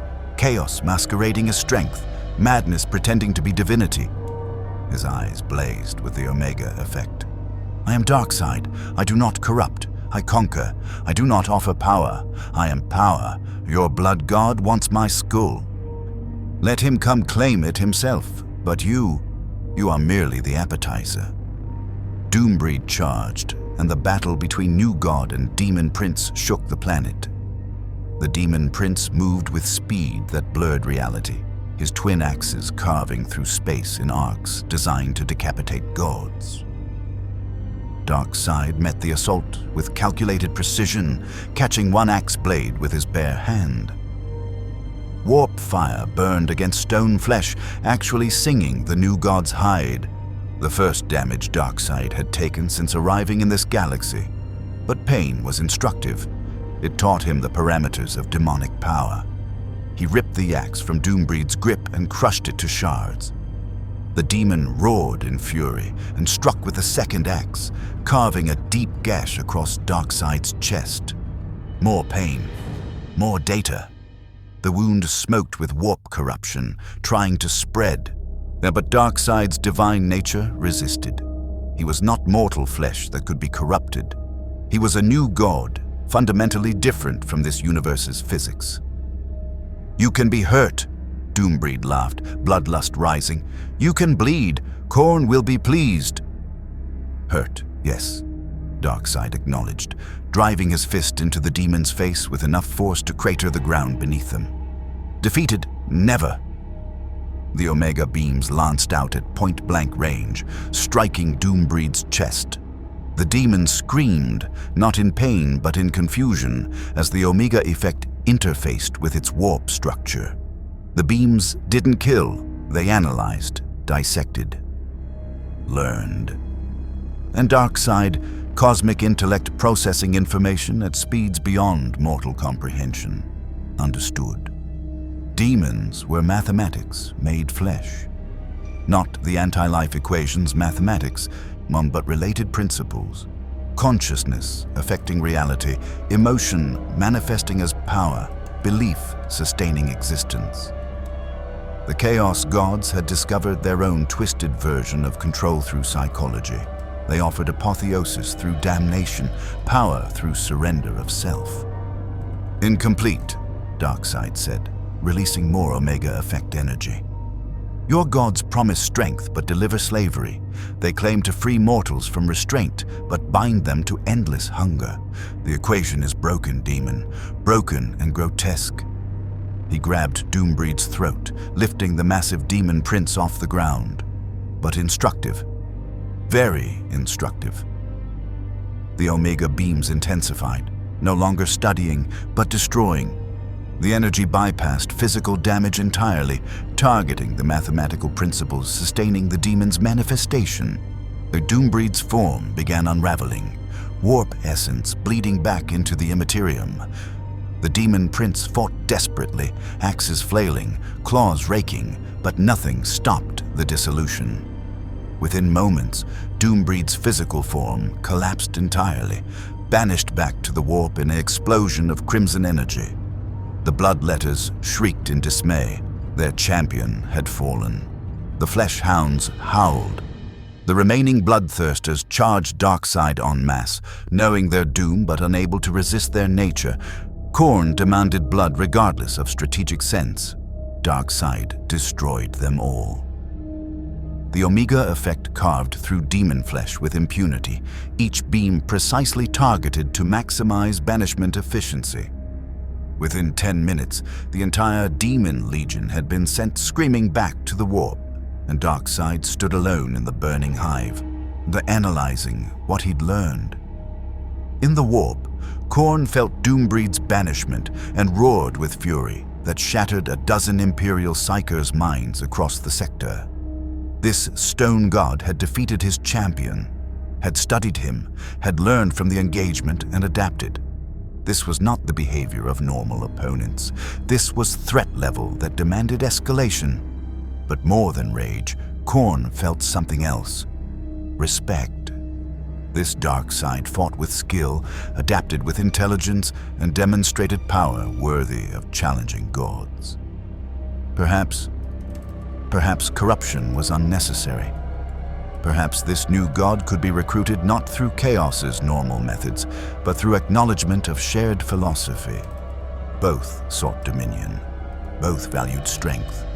Both understood that mercy was weakness and compassion was heresy. You have earned notice. The Darkseid! Khorne's voice boomed across the warp and real space simultaneously. Fight for me. Offer skulls to my throne. Prove your worth through endless slaughter. Accept my blessing and become truly invincible. Darkseid looked toward the warp scar still bleeding in the sky and spoke with absolute certainty. I serve no gods. I am the god others serve. Your offer is rejected, blood god, as are any offers from your siblings. I will take what I need from this galaxy, the fragments of anti-life woven through your madness, and I will build my dominion on foundations you cannot comprehend. You may oppose me if you wish. I welcome the challenge. But understand this. I do not kneel. Ever. The warp howled with 4 distinct voices as all the Chaos gods registered the insult. This foreign entity had rejected their offers, claimed superiority, and promised to extract their secrets for his own purposes. War was inevitable now, not just between Darkseid and the Imperium, but between Darkseid and the fundamental powers that had shaped this galaxy for millions of years. On Vorlix, Darkseid reviewed combat data from the Helios Prime engagement and found himself genuinely concerned for the first time. My lord, you banished a demon prince, yes, but you also revealed our vulnerabilities. Warp fire can damage you. Demonic weapons can cut you, and the Chaos gods now know you pose existential threat to their dominion. They will escalate. Good, Darkseid replied, the Omega Effect still blazing in his eyes. Let them escalate. Let them throw their hordes at me. Every engagement teaches me more about how this galaxy operates, how faith and reality intertwine, and how consciousness affects the warp's structure. The Chaos gods think they've mastered control through corruption. The Emperor thought he'd mastered it through faith. Both are incomplete, but combined, analyzed, and perfected. He smiled his terrible smile. The anti-life equation's final form is within reach, and when I complete it, gods and emperors alike will kneel. Task Force Imperator arrived at the Nachmund Gauntlet's first Sentinel world, Bastion Primus, 3 weeks after Darkseid's rejection of Khorne's offer. The fleet was impressive even by Imperial standards. 3 battle barges serving as command vessels, 20 strike cruisers carrying full space marine companies, 80 escorts ranging from destroyers to frigates, and support vessels numbering in the hundreds. Lord Commander Dante of the Blood Angels commanded from the battle barge Blade of Vengeance, his 1700 years of experience guiding strategic decisions. Alongside him coordinated Captain Lysander of the Imperial Fists, whose chapter held Bastion Primus, and High Marshal Helbrecht of the Black Templars, whose zealous fury burned to cleanse the Xenos' taint. Tactical assessment, Dante commanded, his ancient voice carrying the weight of centuries. His Baroque power armor gleamed red and gold, and the axe mortalis, relic blade that had slain demon princes, rested within easy reach. Around the command throne, hololithic displays showed Darkseid's expanding territory. 12 systems fully conquered, 6 more under active assault, and Apokolips fleets probing Imperial defenses across a 100 light-year front. The Xenos demonstrate sophisticated strategic doctrine. Epistolary Callisterius, a Blood Angels librarian whose psychic gifts enhanced tactical coordination, reported. His force staff crackled with barely contained power. They do not simply overwhelm through numbers. They identify strategic choke points, sever supply lines, and convert conquered populations into military assets with disturbing efficiency. Their intelligence suggests they've raised armies numbering in the tens of millions from captured Imperial citizens in less than 1 Terran month. Heresy, High Marshal Helbrecht spat. The Black Templar commander's skull helm turned toward the hololiths with barely contained rage. Imperial citizens serving Xenos masters, we should have authorized exterminatus immediately. Purge every tainted world and deny this Darkseid his stolen resources. And condemn billions of loyal Imperial subjects, Captain Lysander countered, his tone measured but firm. The Imperial Fist was a veteran of the Iron Cage, survivor of imprisonment by the Iron Warriors, and his pragmatism balanced Helbrecht's zealotry. We do not abandon the Emperor's flock to Xenos blades without exhausting all alternatives. Our mandate is containment first, liberation where possible, ars exterminatus as final option. The debate continued, but Dante's attention focused elsewhere. His psychic awareness, limited, not true librarian strength but present, detected wrongness in the warp.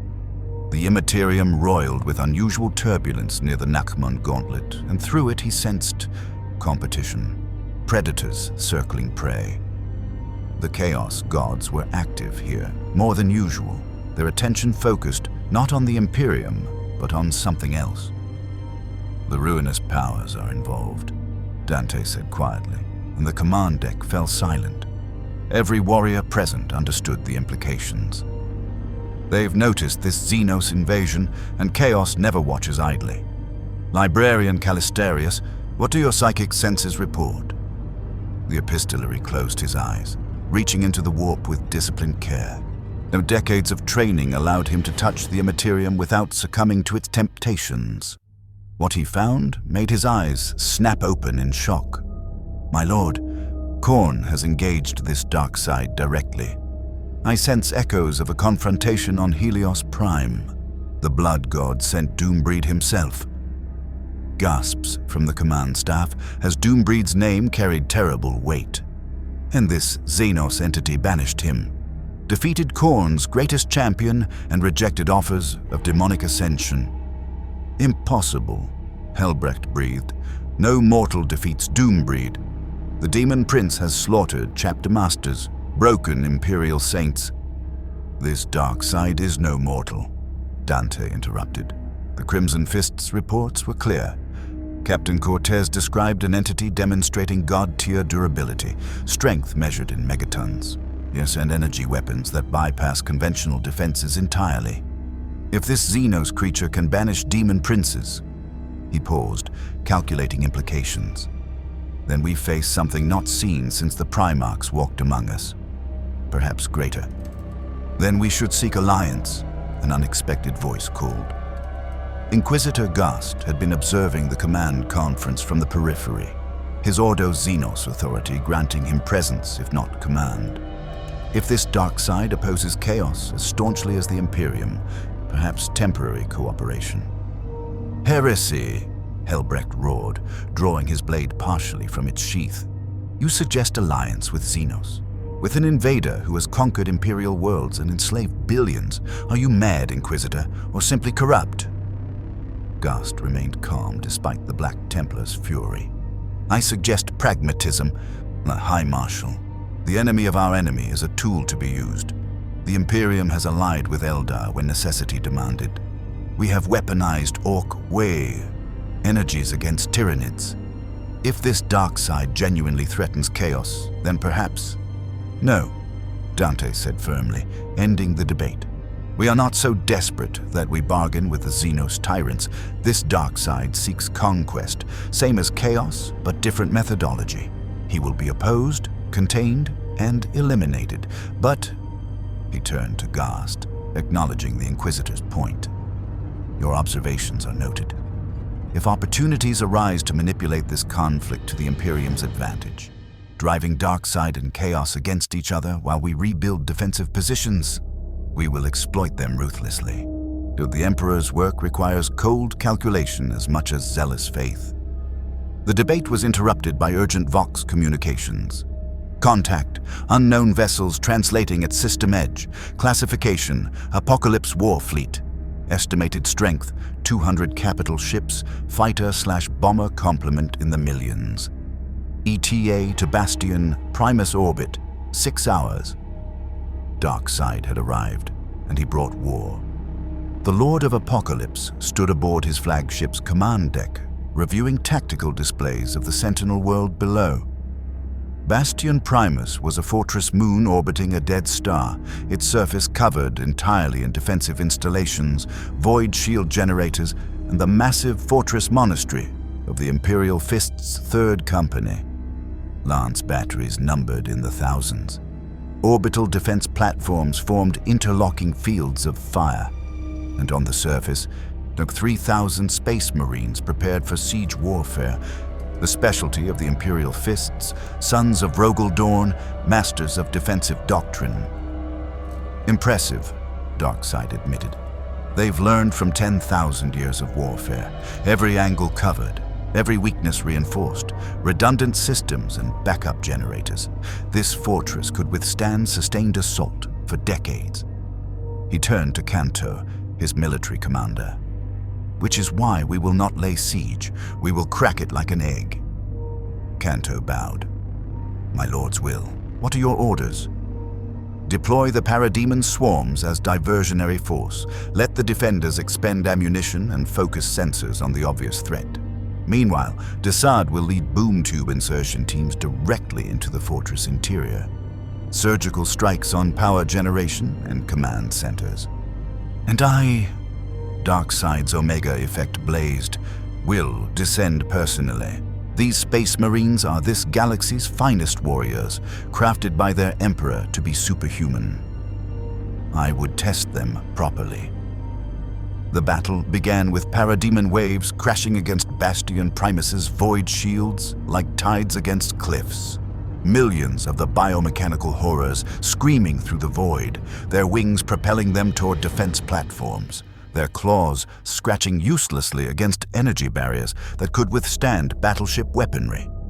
The Imperial Fists opened fire with disciplined precision, lance batteries, macro cannons, defense lasers, missile pods, all choreographed through centuries of defensive doctrine. Parademons died by the tens of thousands, their corpses drifting in orbit, and still more came. To maintain fire discipline, Captain Lysander commanded from the Fortress Monastery's war room. Ammunition expenditure at calculated rates. These Xenos seek to deplete our reserves through attrition. Do not give them the satisfaction for Dawn and the Emperor. But while the defenders focused skyward, boom tubes opened inside the fortress's deep levels. Darkseid led elite strike teams through Apokolips teleportation networks, materializing in power generation chambers, armory vaults, and strategic choke points. The Imperial Fist's serfs, mortal humans who served the chapter, died screaming as parademons emerged from geometrically impossible portals. But the Space Marines responded with practiced efficiency. Devastator squads bringing heavy weapons to bear, tactical Marines forming defensive perimeters, and assault Marines launching counterattacks with jump packs and chain swords. Brother Vaughn of the Imperial Fists faced Darkseid directly in the main generatorium. The grotesque scientist had been planting explosives on fusion reactors, intending to cripple the fortress's power grid. Vaughn fired his bolter, but Darkseid moved with surprising speed for something so twisted, dodging behind a support column. "Fascinating specimen," Darkseid called mockingly. Surgically enhanced, psycho-conditioned, armed with primitive projectile weapons. "Tell me, Space Marine, do you dream? Or did your indoctrination remove that weakness?" "I dream of Xenos extinction," Vaughn replied, switching to his chainsword and advancing. "Every night I dream of purging filth like you from the Emperor's galaxy. Now face me, oh coward." They clashed in the flickering light of plasma conduits. Darkseid fought with neural whips and chemical sprayers, weapons designed to torture rather than kill efficiently. Vaughn's power armor absorbed punishment that would have killed mortals instantly, but the scientist's attacks targeted joints, seals, vulnerable points only a master anatomist would recognize. The fight was brutal and clinical. Warrior versus scientist, faith versus sadism. Vaughn won through sheer determination, driving his chainsword through Darkseid's torso and pinning the scientist to a reactor casing. But Darkseid merely laughed, blood bubbling from his mouth. "You think this ends me? I've died a dozen times, Space Marine. Apokolips resurrects its most valuable assets. You've won nothing but temporary satisfaction." He triggered the explosives remotely. When the generatorium exploded in a fusion bloom that consumed everything within 50 meters. Brother Vaughn died instantly, his sacrifice buying time for other Imperial Fists to seal the reactor breaches and prevent catastrophic meltdown. But across the fortress, similar scenarios played out. Apokolips surgical strikes trading casualties for strategic damage, while the defenders held through discipline and faith. Then Darkseid himself descended. The new god materialized via boom tube in the fortress monastery's central plaza. A cathedral-like space dedicated to honoring fallen battle brothers, its walls carved with 10,000 years of heroic names. Captain Lysander met him there, flanked by Terminator-armored veterans, each a warrior who had served centuries and survived campaigns that killed millions. "You dare desecrate this holy ground," Lysander said, his storm shield raised, his thunder hammer crackling with energy. "You dare bring your Xenos filth into a fortress blessed by Rogel Dawn himself. You will learn the price of such arrogance, creature, in Dawn's name." The Terminators opened fire, storm bolters hosing down Darkseid with explosive rounds while assault cannons and heavy flamers added their fury. The plaza became a kill zone, a crossfire designed to annihilate anything living. Darkseid walked through it all. Bolter rounds detonated against his hide. Assault cannon shells shattered on impact. Heavy flamer promethium washed over him harmlessly. He reached the first Terminator, Brother Kregos, veteran of 400 years, and grabbed the warrior's helm. "Impressive armor," Darkseid said conversationally, examining the Terminator suit with analytical interest. Tactical dreadnought armor, designed to let warriors fight in the most hostile environments. Radiation shielding, enhanced servos, enough protection to withstand plasma fire. The Omega beams blazed, and Kregos simply ceased to exist. Armor, body, soul, all erased by energies that operated on rules this universe barely understood.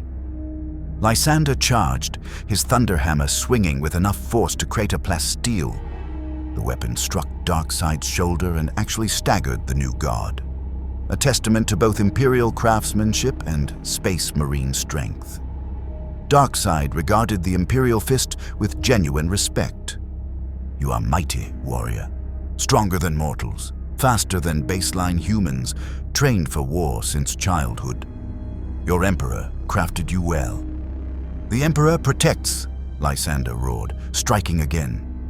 This time, Darkseid caught the hammer mid-swing. "Does he?" Darkseid questioned, holding the weapon despite its devastating kinetic energy. "Where is his protection now? Where is his divine intervention as your fortress falls?" He ripped the thunder hammer from Lysander's grasp and crushed it to scrap. "Your Emperor is a corpse on a throne, sustained by sacrifice, incapable of action. You pray to emptiness and call it faith. I offer something better, certainty.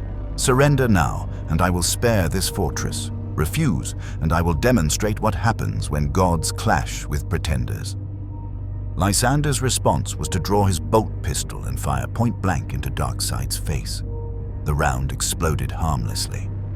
"The Emperor's light will never fade. His will is eternal, and we are his angels of death. We know no fear." Darkseid smiled, terrible on his stone face, and the real battle began. Terra, the throne world, heart of the Imperium, humanity's cradle and its fortress. Across the Sol system, defense fleets numbered in the thousands, custodian guards stood vigilant watch, and the Adeptus Astronomica burned through 1,000 psyker lives daily to maintain the Astronomicon, the psychic lighthouse guiding ships through the warp. And at Terra's heart, in the Imperial Palace's innermost sanctum, the Emperor of Mankind sat entombed upon the Golden Throne. The Master of Mankind had not moved in 10,000 years. His body was desiccated, sustained by arcane machinery that bordered on heretical understanding. His psychic consciousness stretched thin across the galaxy to hold back the Chaos God's direct manifestation. He was judge, executioner, and lighthouse all at once, in the psychic weight of 1,000,000 worlds pressing upon his immortal soul. Most of the time, the Emperor's consciousness existed in a state beyond mortal comprehension, simultaneously everywhere and nowhere, touching every human soul with infinitesimal awareness, while also focused on containing the warp's endless horror. But sometimes, rarely, but sometimes, the Emperor's attention could be directed, focused, made aware of specific threats that required his diminished but still vast power. The Nachmund Gauntlet crisis had reached that threshold. High Lord Militant Helden stood in the antechamber outside the throne room, hands shaking despite his augmetic enhancements. Till he had requisitioned this audience through channels that took 3 weeks to navigate. The Administratum's bureaucracy was legendary, and still he barely believed permission had been granted. One did not simply ask to commune with the Emperor. The God Emperor spoke when he chose, to whom he chose, and most often that choice was no one. But Custodian Captain General Trajan Valoris had deemed the threat sufficient. The golden armored guardian of the Emperor stood beside Heldan now, his guardian spear gleaming with impossible craftsmanship. "Speak clearly and concisely," Valoris instructed, his voice carrying the absolute authority of one who stood at humanity's most sacred threshold. "The Emperor's attention is precious beyond measure. Every second he focuses on you is a second his psychic might is not containing demons, guiding the Astronomicon, or performing the 1,000 other miracles that sustain the Imperium. Be swift, be direct, and pray he finds your message worthy." They entered the throne room, a cathedral space vast enough to house hive cities, golden and terrible, lined with machinery that hummed with barely understood power. And there, at the chamber's heart, sat the Emperor, shriveled, ancient, corpse-like. Yet from that broken shell emanated power that made Helden's soul ache with religious awe. This was humanity God, its protector, its eternal guardian. And he was dying, slowly, but dying nonetheless. Helden knelt, head bowed. Valoris remained standing. Custodians did not kneel, for they served the Emperor as guardians, not supplicants. "Master of mankind," Helden began, his voice shaking, "I bring news of dire import. The Xenos entity of unknown origin has invaded the Nachmund Gauntlet. Intelligence reports suggest God-tier threat capacity. It has defeated Khorne's champions, rejected Chaos offers, and seeks fragments of..." He hesitated, unsure how to explain Darkseid's quest. "Seeks fragments of psychic control mechanisms woven through the warp itself. It appears to be reverse engineering the Emperor's own faith mathematics." Silence. The machinery hummed. The psychers in the black ships outside Terra's orbit screamed as they were fed into the Golden Throne's mechanisms. Moments stretched into eternity. Then, "I know." The voice was not spoken aloud. It manifested directly in consciousness, bypassing ears entirely, arriving as pure thought that burned with the weight of divinity. Helden gasped, blood leaking from his nose. Even Valoris grimaced. Even the custodian Captain General had endured the Emperor's psychic presence for centuries. "I have felt this foreign presence. It probes the warp with cosmic awareness similar to my own. It seeks the mathematics of absolute control, the equations I spent 40 millennia developing, the proof that makes faith not mere emotion, but fundamental reality. This Darkseid. He is dangerous not because he conquers worlds, but because he understands. Few in this galaxy truly comprehend what I built. Fewer still could replicate it. He could." What are your orders, Master?" Helden whispered, terrified by the implications. "I cannot act directly. My consciousness sustains too much. The Astronomicon, the warp's containment, the psychic protection of every human soul. If I focus fully on this threat, millions die as daemons breach my defenses. But if I ignore it, it grows until it threatens everything I have built." A pause, as if the Emperor considered options across infinite possibilities. "But I can guide, I can illuminate. Tell my faithful, the foreign god seeks the Emperor's secret. He will come to Terra, eventually. And when he does..." The Emperor's consciousness reached out through the warp, not to attack, but to observe. His psychic senses stretched across the galaxy, a feat that would have killed any lesser psyker instantly, and found Darkseid on Bastion Primuse. For one eternal moment, two god entities touched consciousness. The corpse god who held humanity together through sacrifice, and the new god who sought ultimate dominion through mathematics. Darkseid felt it immediately. He stood in the ruins of Bastion Primuse's central plaza, and was surrounded by the corpses of Imperial Fist's Terminators, Captain Lysander broken but alive at his feet. The battle had been glorious, Space Marines fighting with skill that impressed even him, holding defensive positions with discipline no Apokolips soldier could match, dying with prayers on their lips rather than screaming for mercy. He had won through superior power, but they had earned their reputation as humanity's finest. And then the Emperor's presence touched his mind. It was not an attack, it was acknowledgement, recognition. One tyrant seeing another across the void and understanding what they faced. Darkseid felt the Emperor's vast consciousness, stretched impossibly thin but still potent enough to challenge demon gods. He felt the weight of 10,000 years of faith, trillions of prayers coalescing into tangible power. Till he felt the mathematics he sought, the anti-life fragments woven through Imperial doctrine, and realized they originated from this single source. "You seek what I possess," the Emperor's presence communicated, thought to thought. "The proof of submission's necessity, the equation that makes free will obsolete. But you misunderstand, foreign god. I did not build this system for dominion's sake. I built it because humanity needed a master, or it would fall to chaos. I chose to be that master because the alternative was worse. Darkseid's Omega effect blazed as he responded through pure will. You lie to yourself, corpse god. You speak of necessity, but I see ambition. You created a galaxy-spanning empire because you desired control. You genetically engineered warrior sons because you wanted weapons of conquest. You built faith-based dominion because you understood, as I do, that consciousness can be mathematically directed. The difference between us is honesty. I do not pretend altruism. I seek control because I am Darkseid, and all that is should belong to me. You hide your tyranny behind necessity's mask. At least respect me enough to admit the truth. Perhaps you are right. Perhaps I am no different from you. But I have sacrificed everything. My ambitions, my physical form, my ability to act, to hold back the warp's horrors. What have you sacrificed, Darkseid?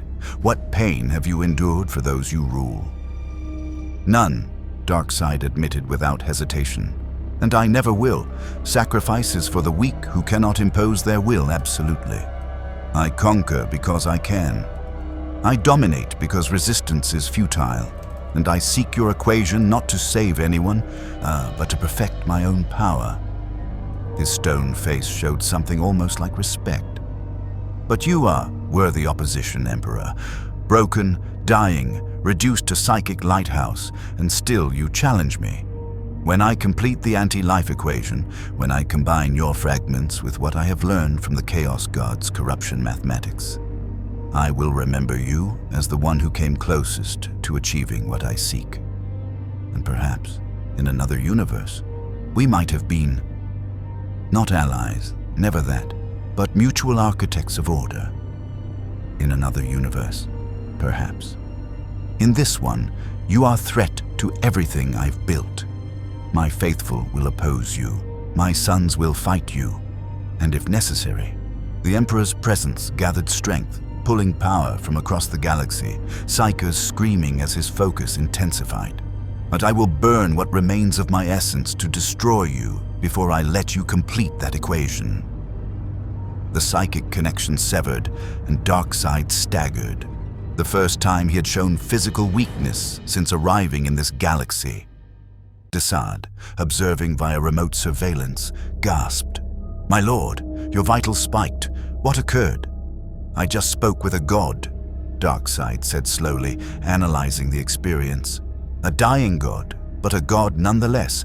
This Emperor, he is everything intelligence suggested and more, and he has drawn a line.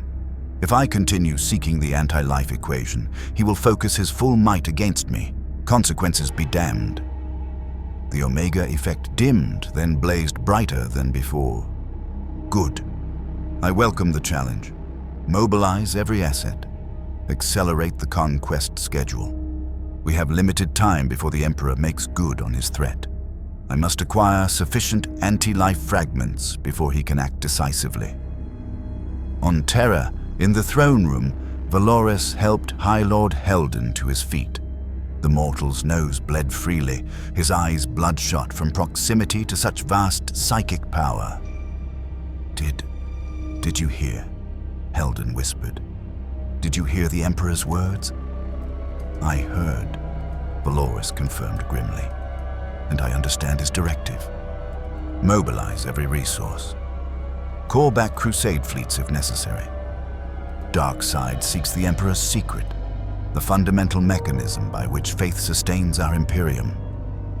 If he acquires it, if he perfects what even the Master of Mankind left incomplete, the Custodian's golden armor seemed to dim with the weight of possibilities.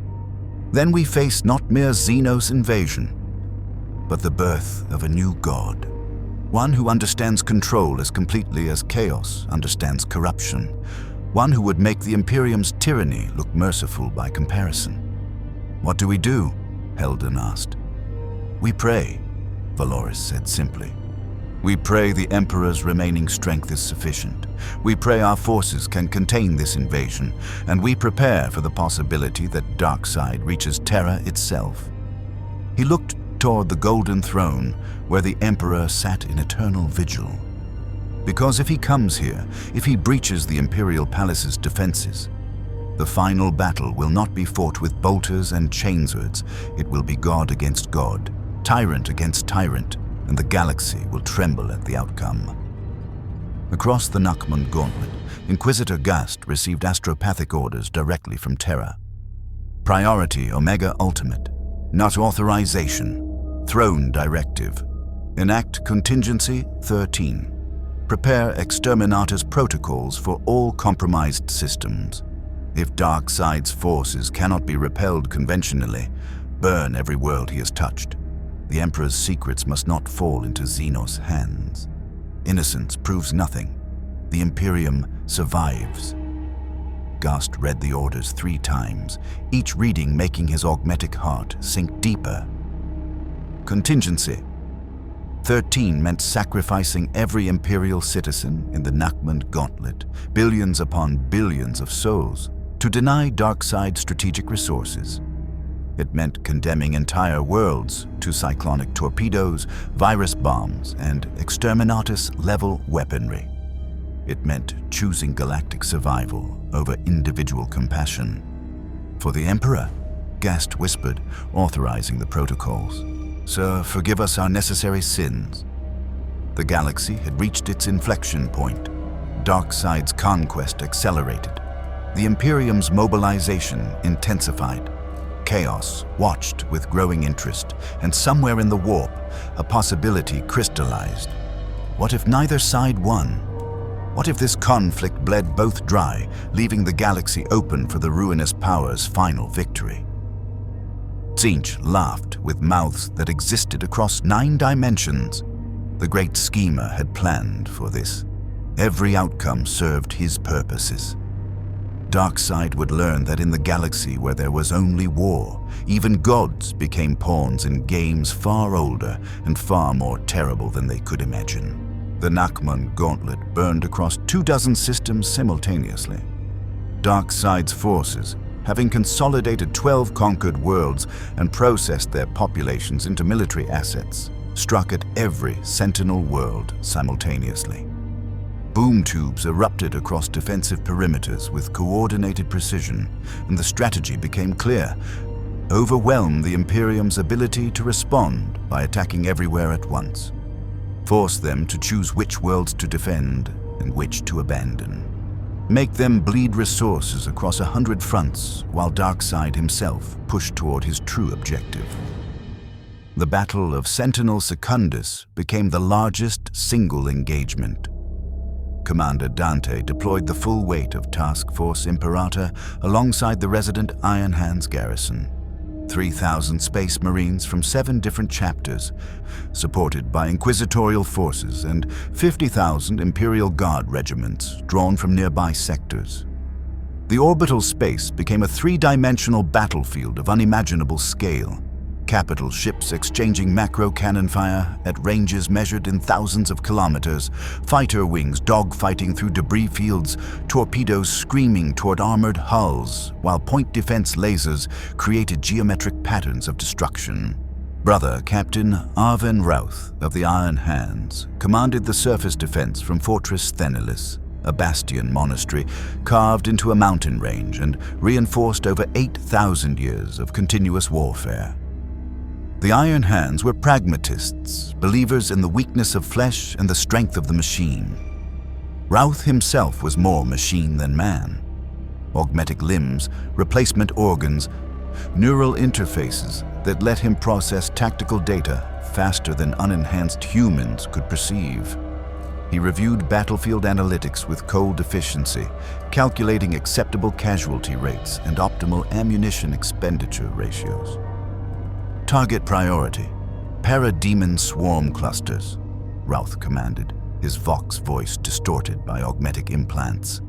Heavy bolter teams, maintain suppressing fire, devastator squads, focus macro targets.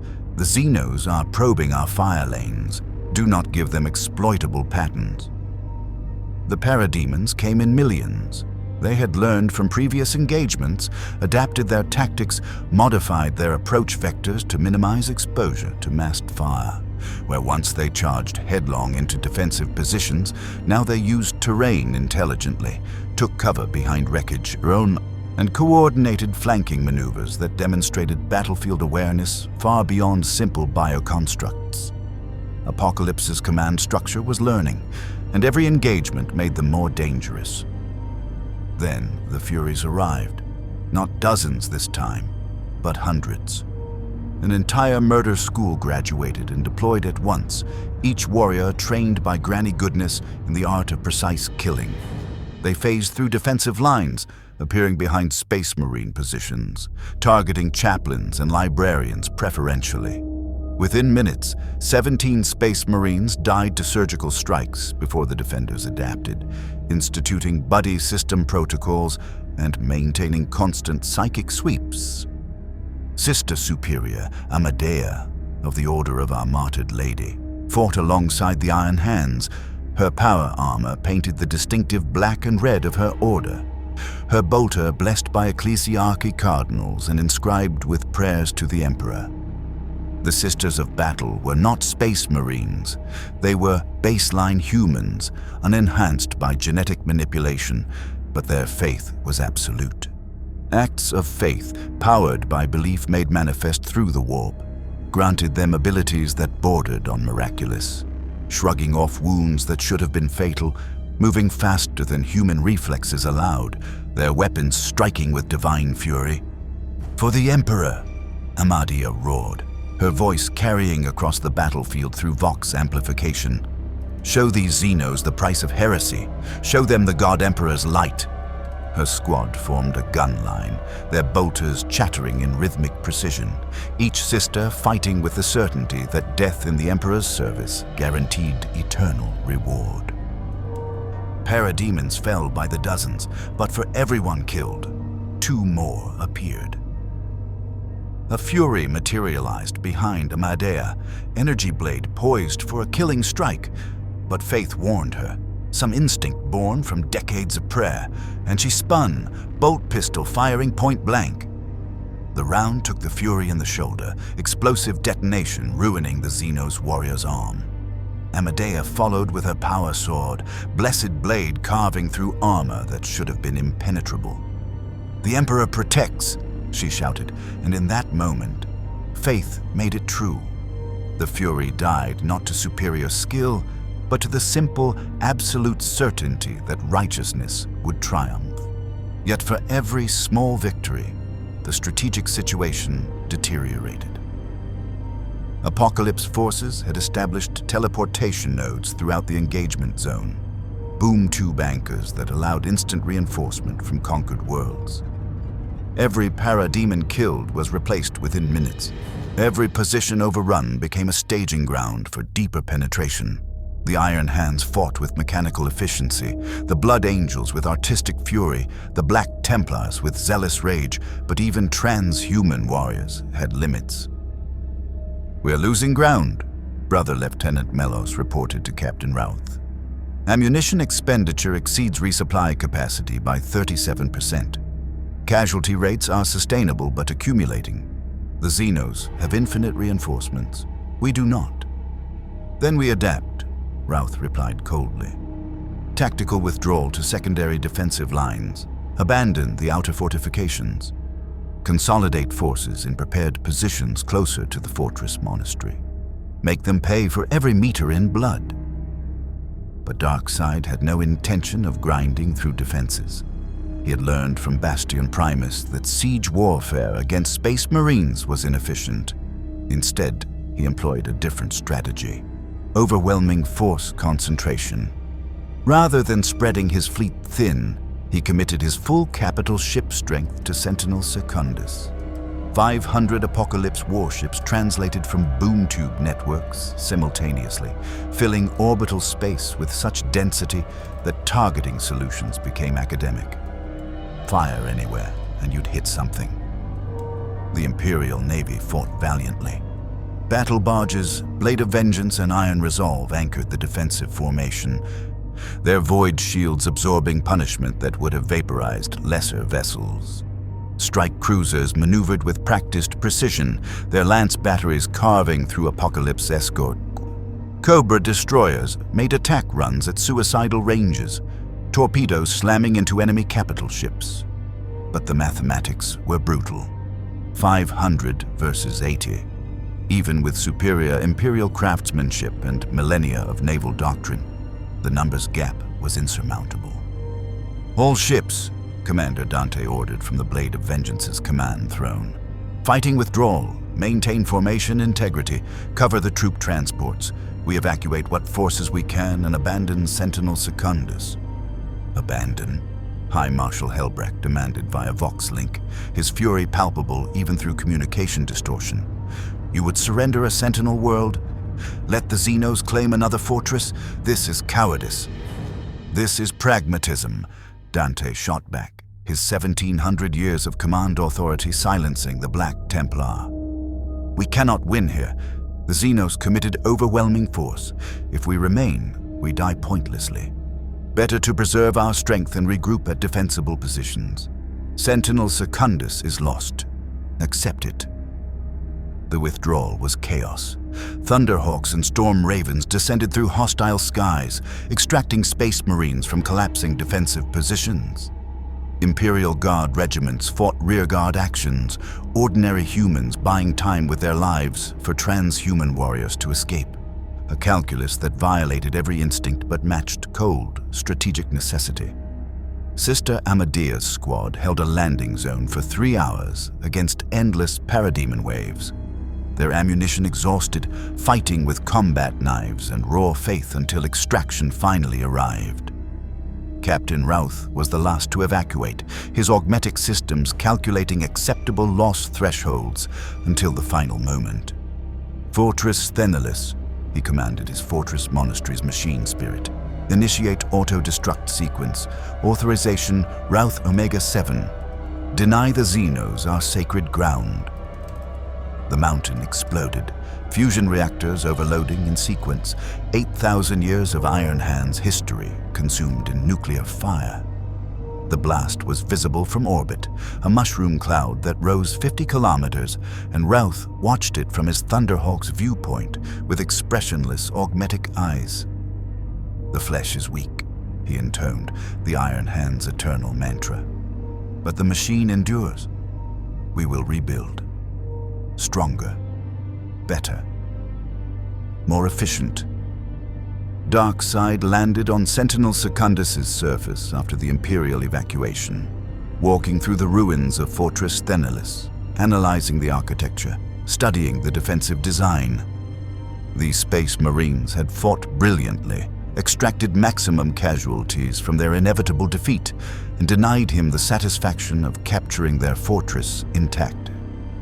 "Admirable," he admitted to Darkseid, who limped beside him. The scientist had been killed 3 times during the campaign and resurrected each time through Apokolips technology. They value honor over resources, will over odds, faith over logic. It makes them predictable but also dangerously committed. "Will we pursue, my lord?" Darkseid asked. "No, let them retreat. Let them regroup and imagine they have time." Darkseid surveyed the conquered system. Another trophy in his expanding empire. "We've taken 3 Sentinel worlds simultaneously. The Gauntlet is compromised.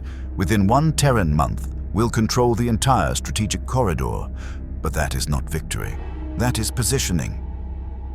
He pulled up hololithic displays showing the route to Terra itself, distant but no longer impossibly so. The corpse god challenged me. He drew a line and dared me to cross it. "Very well, we march on Terra." "My lord," Canto interrupted via communication. "Terra is the most heavily defended world in this galaxy. Its orbital defenses dwarf anything we've encountered. The Custodian Guard alone numbers 10,000 warriors who may rival Space Marines in capability. And the Emperor himself, however diminished, possesses psychic might that I must understand to complete the anti-life equation," Darkseid finished. "Yes, Canto. Terra is dangerous.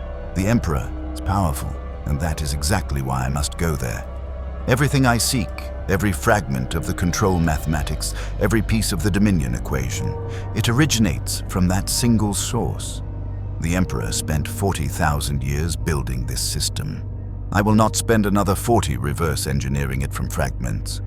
I will go to the source, I will face this corpse god directly, and I will take what I need. In the warp, the Chaos gods convened, not physically, for they had no true form, but conceptually, their vast consciousnesses touching across the Imperium in conference that would have driven mortals instantly insane. Khorne spoke first, his voice the roar of infinite violence. The stone god marches on Terra. If he succeeds, if he acquires the Emperor's secrets, he becomes too powerful to oppose. Tzeentch laughed, the sound of a million conspiracies reaching fruition. Or he fails, and the Emperor burns what remains of his essence, destroying Darkseid, leaving Terra vulnerable to our final assault. Either outcome serves. Nurgle rumbled, patient as entropy itself.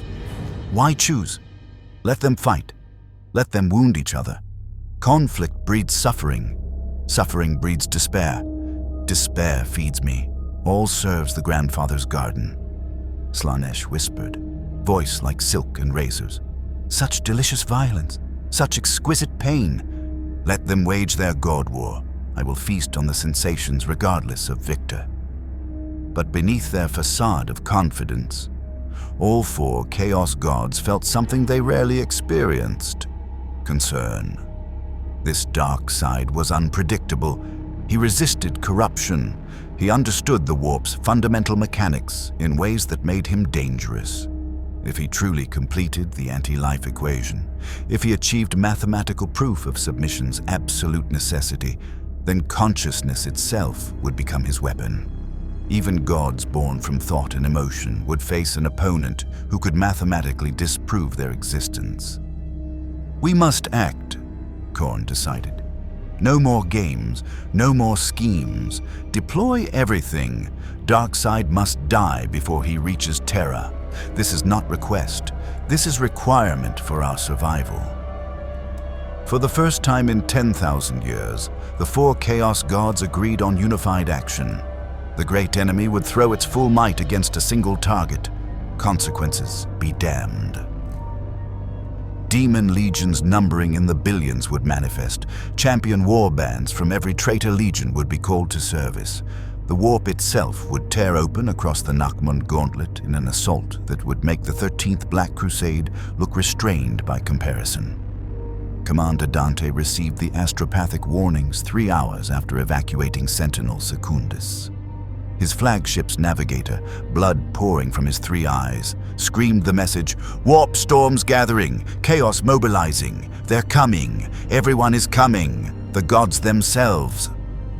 The navigator collapsed, dead from psychic overload. But the message was clear. Chaos had noticed Darkseid as existential threat and decided to eliminate him. And the Imperium, caught between two nightmares, had to choose. Let Darkseid and Chaos destroy each other, or intervene and risk everything. "Inquisitor Ghast," Dante commanded. "Your recommendation?" "The Ordo Xenos." Inquisitor considered for long moments, calculating implications across dozens of variables. Finally, "We let them fight. We establish perimeter positions and prevent either side from breaking out. Darkseid wants to reach Terra. Chaos wants to stop him. We ensure both sides bleed each other white. Then, when they're weakest, we strike. It's ruthless, it's pragmatic, it's what the Emperor would do." Dante nodded slowly. "So be it. Deploy all forces to containment positions. Prepare for the largest battle the Nachmund Gauntlet has ever seen. And pray to the God Emperor that we've made the right choice." Across the galaxy, pieces moved into final position. Darkseid's fleet consolidated at the Gauntlet's heart. Chaos forces gathered in the warp, preparing manifestation on scale unseen since the Horus Heresy. Imperial fleets formed blockade lines, and on Terra, the Emperor's consciousness focused despite the cost, preparing for confrontation he had hoped to avoid. The God War was about to begin, and when gods fought, galaxies burned. The warp tore open above the Nachmund Gauntlet's central systems, not in a single breach but in 1,000 simultaneous ruptures across 36 worlds. Reality itself screamed as the Chaos Gods forced unprecedented manifestation, each pouring their legions into real space with singular purpose. Stop Darkseid before he reached Terra. From Khorne's domain came bloodthirsters by the hundreds, each greater demon a match for companies of space marines. From Nurgle's garden came plague-bearers and great unclean ones, spreading disease that consumed matter and spirit simultaneously. Tzeentch's horrors flickered through dimensions, casting sorceries that rewrote physics. Slaanesh's demonettes moved with impossible grace, their claws promising agony and ecstasy intertwined. And with them came the mortal champions, traitor space marines from the Black Legion, Death Guard, Thousand Sons, and Emperor's Children. Chaos warbands that had fought the long war for 10,000 years, emerging from the Eye of Terror to answer their god's summons. At their head came Abaddon, the Despoiler himself, War Master of Chaos, the man who had broken Cadia and torn the galaxy in half. His presence alone was catastrophic, a warrior who had bested Primarchs in single combat, wielding the demon sword Drachnian and Horus's own Talon, commanding respect from all four Chaos Gods despite pledging allegiance to none. Darkseid met this nightmare assault with calculated precision. His fleet formed defensive formations around key worlds, parademon swarms deploying as screening forces, while capital ships established interlocking fire zones. But he knew conventional warfare would not prevail against demons. Chaos forces could manifest indefinitely as long as warp breaches remained open, and his technology could not seal dimensional tiers as effectively as Imperial psychers or sanctified weapons. So instead of defending everything, Darkseid consolidated on a single world, Nachmund Prime, the Gauntlet's strategic nexus. If he held this world, he controlled the entire corridor. If he lost it, his conquest stalled permanently. He committed every asset, his full fleet, boom tube networks, processed slave armies numbering in the tens of millions, and himself.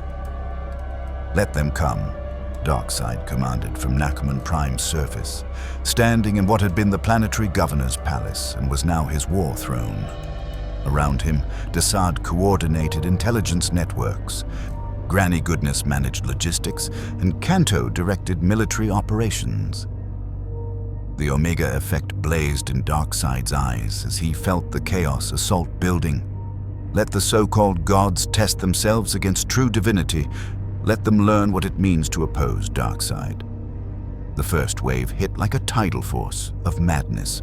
Bloodthirsters descended from orbit, their wings carrying them through point defense fire that vaporized lesser demons, their axes carving through parademon formations with contemptuous ease. Darkseid met them personally, the Omega beams lancing out to banish greater demons back to the warp. Each strike required precision. He had learned from fighting Doombreed that demons' fundamental structure could be disrupted through targeting their warp connection mathematics. But the sheer number overwhelmed even his cosmic awareness. A bloodthirster named Skarbrand, fallen champion of Khorne, cursed to eternal rage, crashed into the palace's outer walls with enough force to level city blocks. The greater demon stood 50 feet tall, its axes burning with the blood god's fury, its roar shaking reality itself. Darkseid, Skarbrand bellowed, madness and hatred incarnate. Khorne has sent me to claim your skull. Your stone head will adorn the brass throne.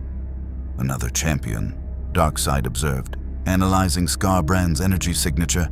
Your blood god is persistent. I'll grant him that. But repetition is not strategy.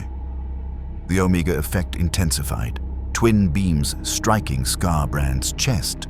The bloodthirster screamed, not in pain but in fury that something could actually hurt it, and charged. Its axes came down with enough force to split mountains. Darkseid caught both weapons mid-strike, his stone hands gripping demon-forged metal. Warp fire burned against his flesh, actually charring his hide, but he held firm. You are rage given form. Darkseid said conversationally, as if discussing philosophy rather than locked-in death struggle with a greater demon. Pure emotion made manifest through the warp. Fascinating, really, but emotion is predictable. Rage has patterns, and patterns. He twisted, redirecting Scarbrand's axes back toward its own chest, can be exploited.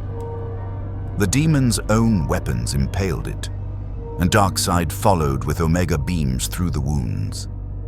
Scarbrand's form unraveled, banished back to the warp with a scream that shattered windows across the city. But 3 more bloodthirsters descended immediately, and behind them came plague drones, flamers of Tzinch and seekers of Slanesh. The chaos assault was endless, a tide of impossibility that drowned conventional understanding. The Imperial forces, observing from blockade positions, watched with instruments that barely comprehended what they recorded. Commander Dante stood on the blade of Vengeance's bridge, reviewing tactical data that made no sense. Power readings are... This can't be right.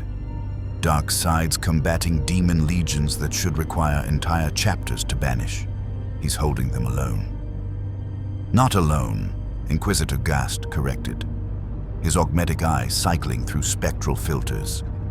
His technology is compensating. Those boom tube networks are allowing rapid force redeployment, and he's learning. Watch the engagement patterns. Each demon he banishes teaches him more about warp physics. He's reverse engineering chaos itself through combat analysis. Sister Amadea, still aboard the flagship recovering from Sentinel Secundus, whispered prayers for the Emperor's guidance. What she witnessed violated everything she understood about warfare. Gods fought across Nachmund Prime, literal gods and demons and something in between, and mere mortals could only watch. Then Abaddon himself descended, and the true battle began. The War Master of Chaos came at the head of his bringers of despair, elite Terminators chosen from the Black Legion's finest. Where lesser champions fought with rage or corruption, Abaddon brought cold strategic brilliance honed over 10 millennia of warfare. He had fought loyalist Primarchs and survived. He had shattered Cadia and torn the galaxy in half. He was the Long War's architect, the man who had come closest to destroying the Imperium since Horus himself. Darkseid, Abaddon called across the battlefield, his voice amplified through Terminator Armor's Vox systems. I bring greeting from the Dark Gods. They offer one final chance. Serve chaos or die. Darkseid regarded the War Master with genuine interest. Unlike the demons, this was mortal, albeit heavily enhanced, corrupted by chaos, and bearing weapons of terrible power. But mortal nonetheless. You speak for gods, Darkseid observed, yet you are not demon. You retain independent will despite serving chaos undivided. Fascinating. Tell me, War Master, do you truly believe you serve the Chaos Gods? Or have you convinced yourself you simply use them? Abaddon's response was to charge. Draconian, the demon sword that contained the first murder, swinging for Darkseid's neck. The blade was End of Empires made manifest, a weapon that had wounded Primarchs and threatened the Emperor himself. It struck Darkseid's shoulder and actually cut deep, demon essence carving through new god flesh in way conventional weapons could not. Darkseid staggered, genuinely impressed. A demon weapon? Of course.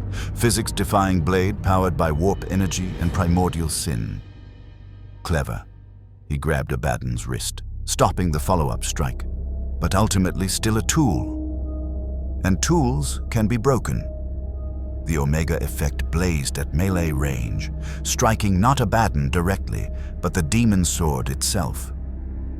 Draconian screamed, a sound that made reality bend as Darkseid's energy attacked its fundamental existence. The sword could not be destroyed by conventional means, but the Omega effect operated on rules that transcended normal physics. For the first time since its creation, Draconian felt something approaching fear.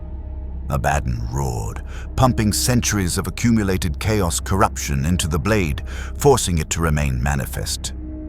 The talon of Horus on his other arm, lightning claws taken from the War Master of the Horus heresy, raked across Darkseid's chest, carving deep furrows.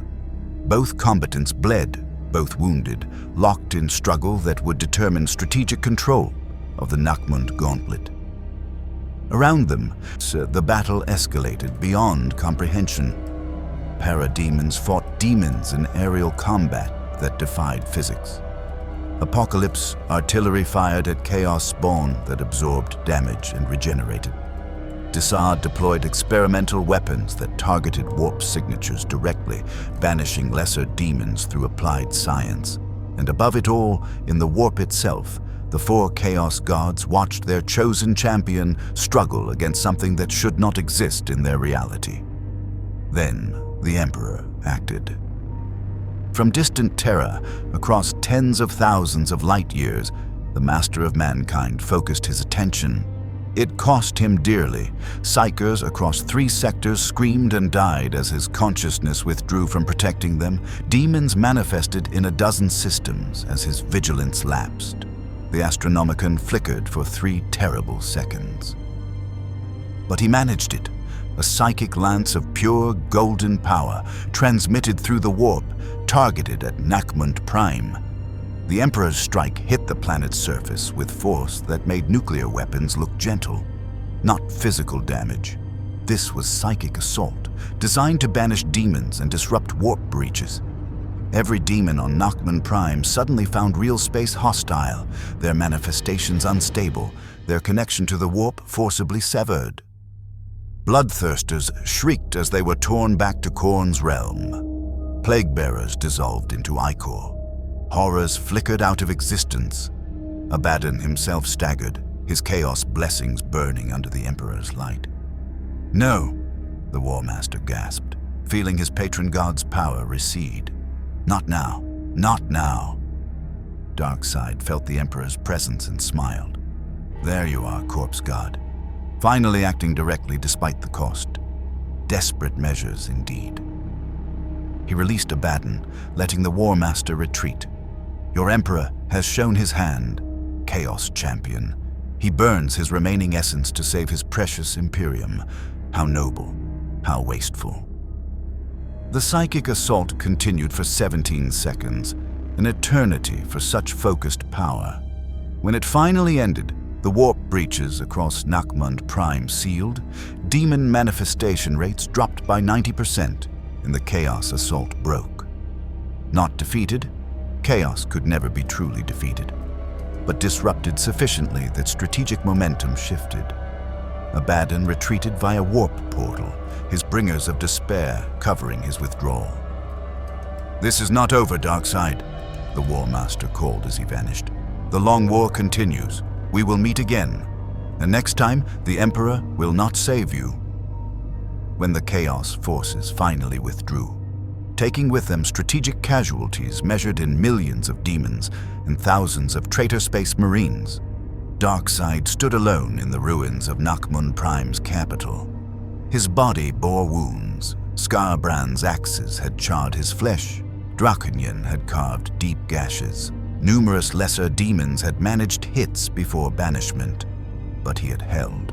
He had fought both the Chaos God's champions and the Emperor's intervention simultaneously, and he had learned.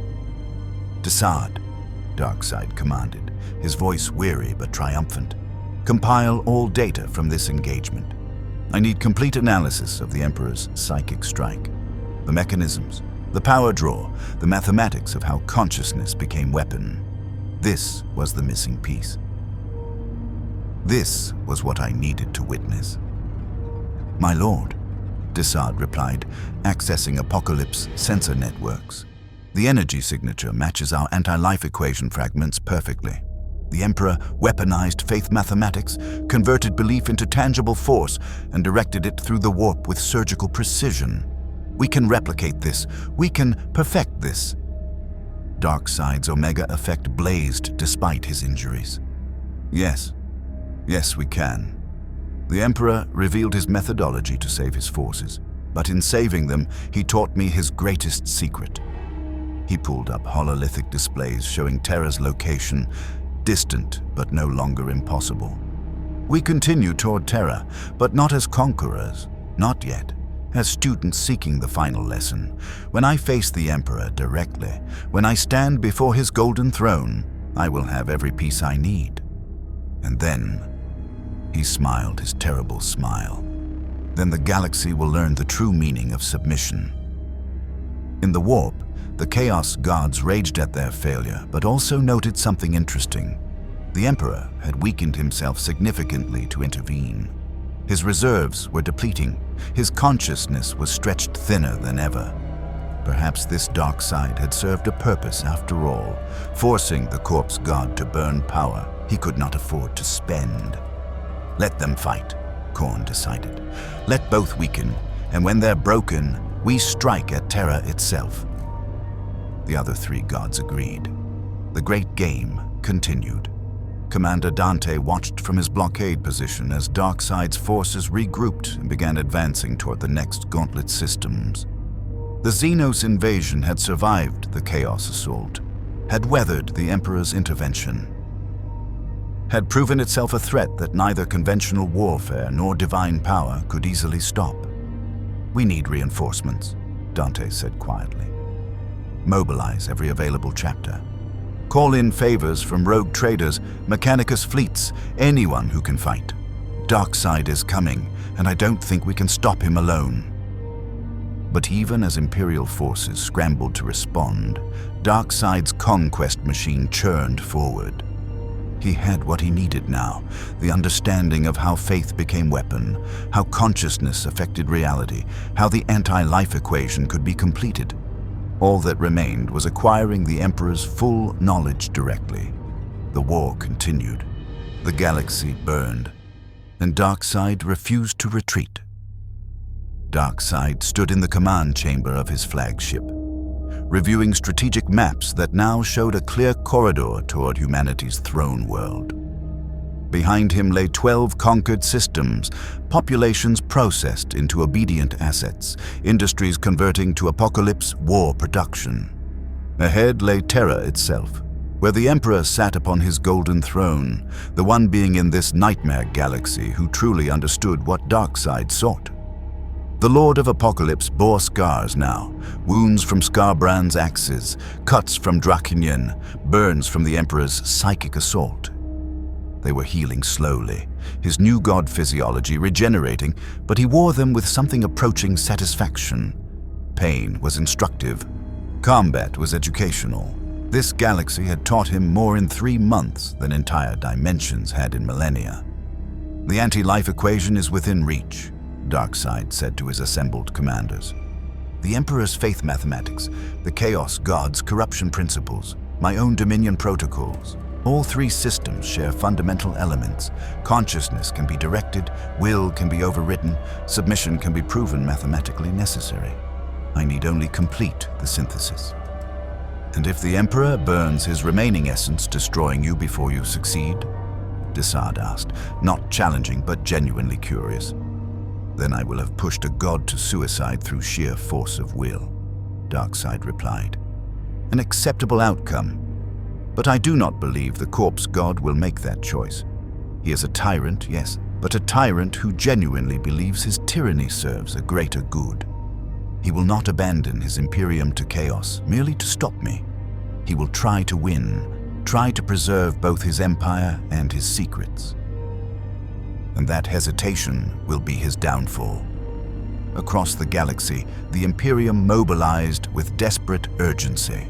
Space Marine chapters received summons, Crusade fleets changed course, Forge worlds accelerated weapon production. The Mechanicus of the Adeptus Mechanicus analyzed captured Apokolips technology with fascinated horror. Inquisitors debated whether exterminatus of the entire Nachmund Gauntlet was justified. And on Terra, the High Lords prepared for siege warfare against an enemy who had proven capable of challenging gods. But in the warp, the Chaos Gods watched and plotted with infinite patience. Let Darkseid and the Emperor wound each other. Let the Imperium bleed resources containing this invasion.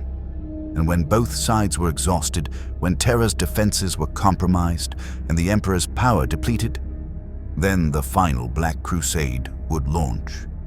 Then the Long War would reach its apocalyptic conclusion. Darkseid had become another front in the galaxy's eternal war, no longer a foreign invasion, but a permanent fixture, a rival tyrant whose presence destabilized everything. The Nachmund Gauntlet would never be secure again. The Imperium would never be whole, and the Emperor's secrets were no longer solely his to guard. "My lord," Canto reported, "our advanced scouts have identified the next strategic targets. Shall we proceed?" "Yes," Darkseid commanded, his Omega effect blazing with anticipation. "We march toward Terra, not tomorrow, not in haste, but inexorably. Let the Imperium prepare. Let the Emperor gather his strength. Let the Chaos Gods scheme their schemes. None of it matters. Darkseid is. And in this galaxy where there is only war, I have found a conflict worthy of my attention." The war continued. The God War had only begun, and in the grim darkness of the far future, a new nightmare had taken root. One who understood that dominion required not just force, but the mathematical proof that resistance was futile. Thank you for watching. Please like and subscribe.